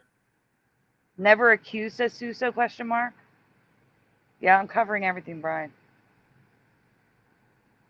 All right, so I'm covering a lot. I didn't check your chat, you didn't, but it's too late now. Oh, okay. Sorry. Go ahead. It's all Check my chat. Okay, going to your chat. Let's see. X was missing, says JT74. O was alone. There was nothing with the 0. Let's see. I think the ABC started on numbers 2. Yes, it did. It still does. Operator on 0, says Mandanimal. Pound sign, says Frank Nunez. I want to say it said Opper. OPER is what I remember. Opper. That's what I remember too. Me too. Or nothing. I can go with nothing or Opper. Okay, those are all the answers I have here so far. I don't remember any letters missing. The 0 was operator, says Jason. Yeah, I do not remember the Q and Z missing from these phones. Letters were important back then, since phone numbers included letters until 1968. Yeah, see, back in the day, like in old movies for 555, they'd say KL5. They had letters. Like, I don't remember any letters being missing. I remember it being PRST, UVX, or UVW, XYZ. My brain's not working right now. Oh my goodness. Remember all the letters on here, and they're not. Yes, of course. All the letters were there. It doesn't make sense. Why would they miss the O and the Q and all that stuff? The Z. You see O? I don't see an O there. You see an O? It's okay, Acrid. You're fine. It's okay. Anyway. It's so nice of you, though. So because Q looked too much like a 0 and Z looked too much like a 2, really? Yeah. So let me go back up here and read this, because I think I was supposed to read at the top first. Yeah, read the But there was a concern that people, this is the Man's-Cuse alert, there was a concern that people would have a difficult time remembering phone numbers when they became longer than 5 digits. So each number had 2 to 9 was assigned 3 letters. It's believed that Q and Z were left out because they look similar to 0 and 2. I'm calling BS on that. Other landline telephones didn't have a Q or Z on their keypads, so using the letter Q or Z in a password would have been problematic for instances which you needed to enter your account information over the phone. So they thought people were really that stupid? Question mark. This is one of those man-excuse sounding excuses I've never heard. Yeah, and for example, like if you call City Hall in Philadelphia, it says to reach an extension, please type the last 4 letters of the person's last name. Well, what if your last name was Ziegler or Quinn? You see what I'm saying? That's an issue. How do you spell Quinn without a Q?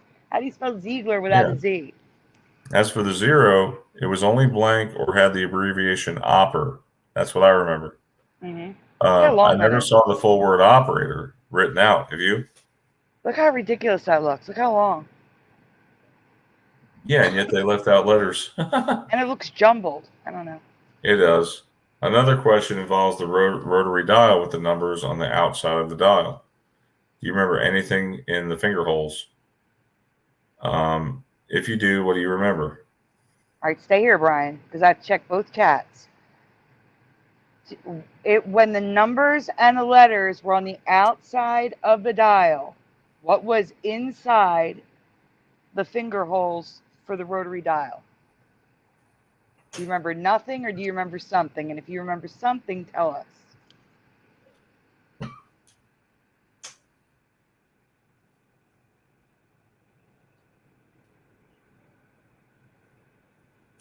You know, you can actually download rotary phone apps. Do you know you have to adapt a rotary phone if you want to use it today, unless it's a new one? Like if you buy an old antique one, you have to adapt it. It doesn't work. I'm wondering if anyone either can download one of these rotary apps real quick or has seen them with the Q and the Z. I'm curious if the app. Oh, if the app has it, I got you. Yeah, I'm wondering if the app has the Q or the Z. Okay, no one is answering the question. I'm gonna go check Brian's chat. Hold on, Brian. Brian, you were supposed to wait.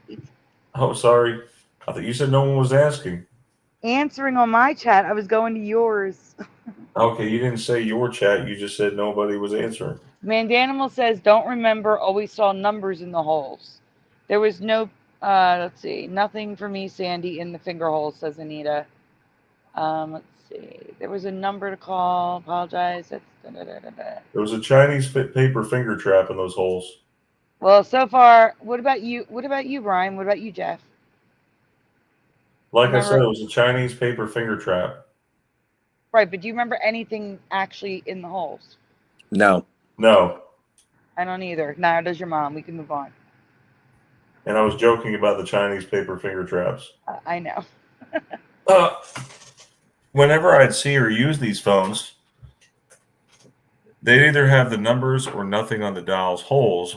And while I can find a couple like I remember, the majority have dots, triangles, or other random shapes in the holes. Do you remember these? Like 90%, I'd say 99% actually, are dots. And a couple have these triangles. And I don't remember this at all. All I see are the dots now. Like, I can't. No, that's so weird. No. I thought they were just solid circles, maybe. I just remember it blank, like green, and like the green phone would just be green behind it. Yeah. So these were the exact models in my grandparents had in their home. I have no memory of the dots, and that's all I see when I see these phones. That would make a good trivia question, though, as far as which letters were missing in the rotary dial phone. Suso says, I'll go with dots, yeah. Richard says, no, don't remember anything in the holes. No for that, says General Sorrow. Yeah, no dots for me. And Eddie says, yeah, they did have dots. Here's some phones without the dots, and drawings of phones without the dots are on the top.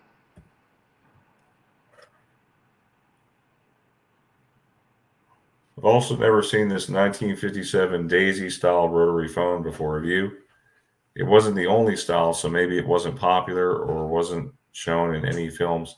So it could just be info I didn't know. Does anyone recognize this Daisy style with the letters? No. Wow, Brian, you just don't even let them answer. No, I don't remember that. I don't know. It says it's from 1957. I don't remember the little tabs. And speaking of which, that's weird that that's on a payphone. Yeah, it looks weird seeing it on that. But, you don't really see payphones anymore. They're all disappeared. Oh, yeah, they're gone. They've taken them away. Yeah, now on to the fun stuff. Have you ever seen this before? The Eric phone, I guess, was designed by Ericsson in 1940, but was sold until 1954. The invention of the phone was for hospital use, so patients didn't have to reach over to dial. But in 1956, it sold to the public and was an instant hit thanks to its futuristic design.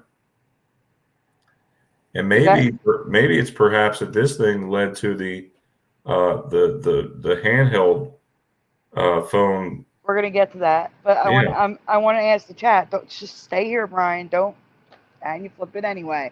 Sorry, I didn't know. There is a question at the top. Have you seen this before? Yes or no in the chat. Have you seen this before?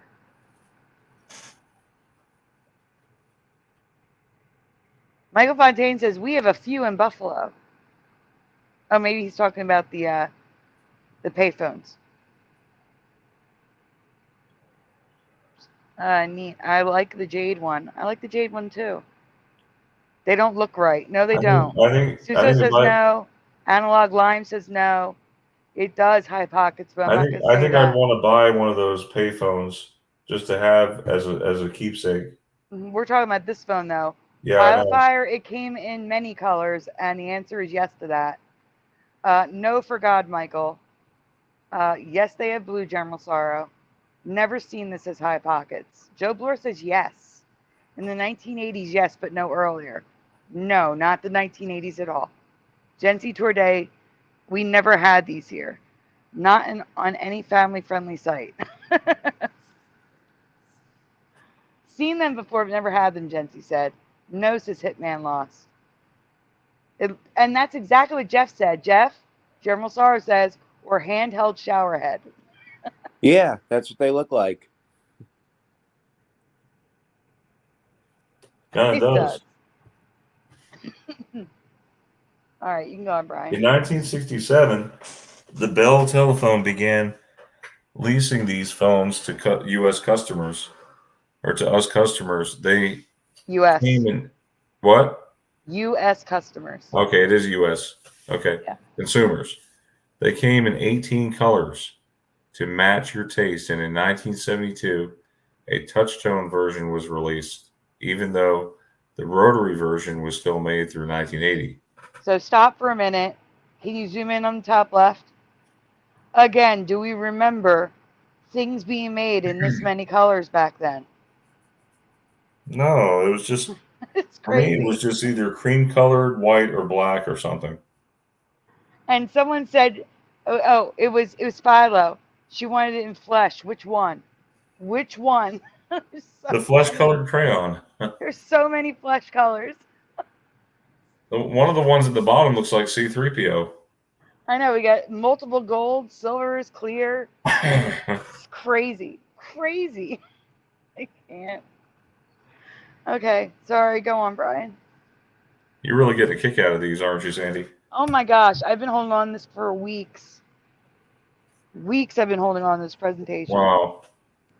Now, these have appeared in many movies and TV shows, including Great Balls of Fire, Men in Black, The Twilight Zone, the original series, and most recently, the 2015 remake of The Man from U.N.C.L.E. So, how is it that I've never seen this phone? All Mandela affected movies and shows. Uh-huh. Yes, Yeah. it is. You're absolutely correct. Yeah. Most definitely. And the thing is, you notice the 666 there. Yes, there's 666. So there were that tells me something's wrong with it. Mm-hmm. Anyway, there were even children's toy phones made in this style. Strange that I've never seen anything like this either, considering they were still being sold when I was a kid. Mm-hmm. So this phone was popular enough to inspire the Bell trim line and copycat versions made, but I've never seen this phone in my life. Have you? This weird copycat, the yellow one, has a dial on the bottom and touch tone where the speaker used to be. It's got both on the same No. phone. No.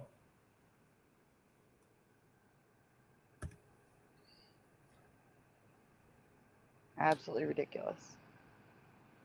So here's some old pictures of people using them.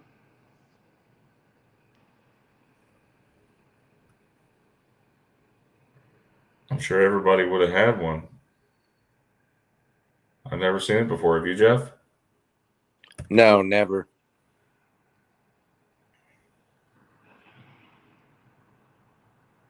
They even made a clear one. You see the transparent one? Mm-hmm. Finally, I need to ask about another phone that never existed in my reality. I originally thought this was a foreign phone, but no, this was sold in the USA. It should say the USA as well. It was also sold in Great Britain. Okay. Have you ever seen two-line push-button phones? I've only seen button phones in the traditional 9x9 box layout, and in the rotary layout, this looks confusing more than anything. So, has anyone ever seen this style of telephone? Can't say that I have, but these probably were the ones before they came out with that box format. Are any of these phones or features new to your reality? They're all new to me, so I thought they could potentially be a sign that our telephone history has changed. And that covers everything, folks. So, is there anything that we haven't covered, real quick, from our audience? I'd like to know if there's anything that you guys have found. At this time, we could talk about that, perhaps, maybe for a couple more minutes until the end of the show. And what's interesting is we ended it at 2 hours, 22 minutes, and 22 seconds. No lie, I just saw that. Wow. Also, Michael Fontaine says Batman in 1966 had one of the weird phones, the Eric phones. Erico phone.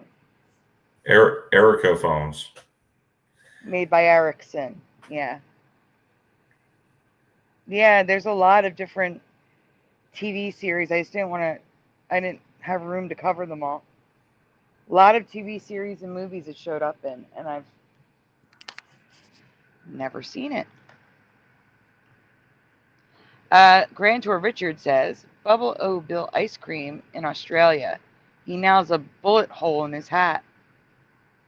Interesting. I am unfamiliar with it, but I'm sure we could look into it. Yeah, what's crazy to me, what's really wild, is that you see, I mean, the USA is not the only one that's Mandela affected. There's countries all over the world are Mandela affected. They probably each have their own Mandela effects. Whoa. Brian, General Sorrow, can you please go to Google? General Sorrow is saying that Interview with the Vampire has changed back to Interview with a Vampire. What? Yeah, go to Google. Let's check. If that flip-flop, that's huge. What's his name? General what? General Sorrow.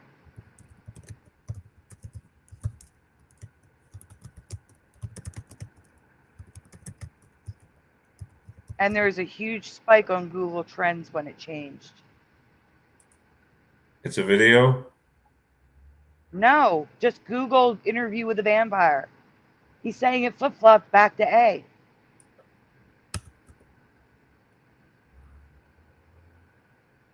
not a video, in the internet. No, it's interview with the vampire. It's still the. Can you go to Google Trends and check and see if there was a spike?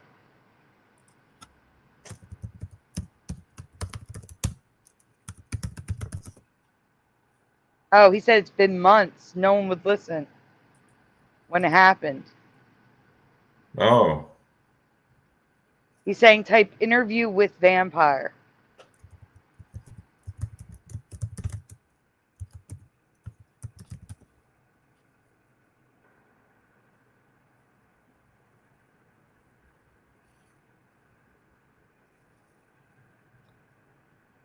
All right.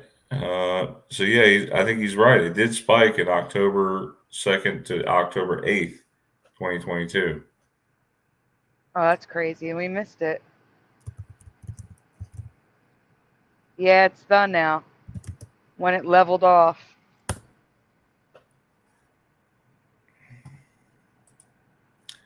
Hold on, let me just check something real quick. I'm using Google Dorks here.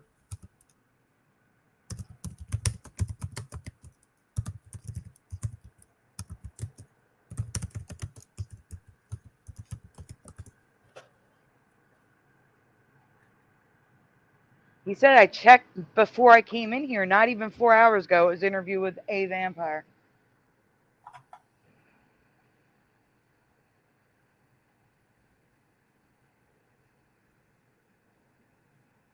I never go to Reddit for Mandela stuff. Yeah, where do you go for looking Reddit? for residue. What site do you go to? I don't go to a site for Mandela effects. I only go to sites for residue.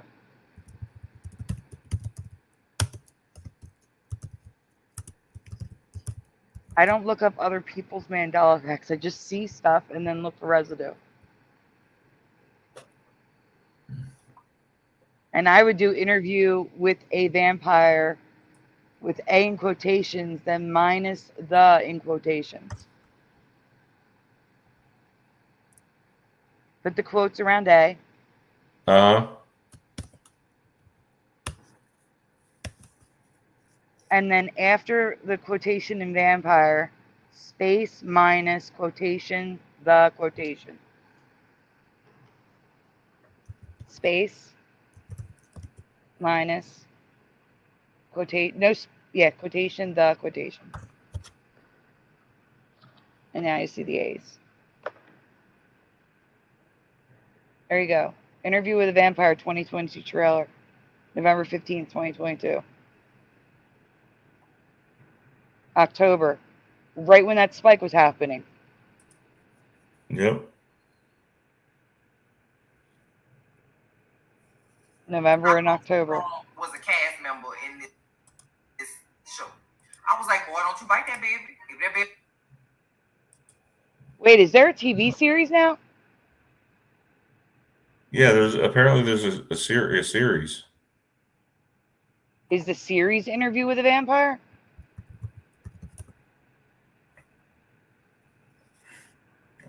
Interview with the vampire. It's on apparently it's on YouTube. Interesting. It's on Philo, Sling, Roku. It's on Prime, it says.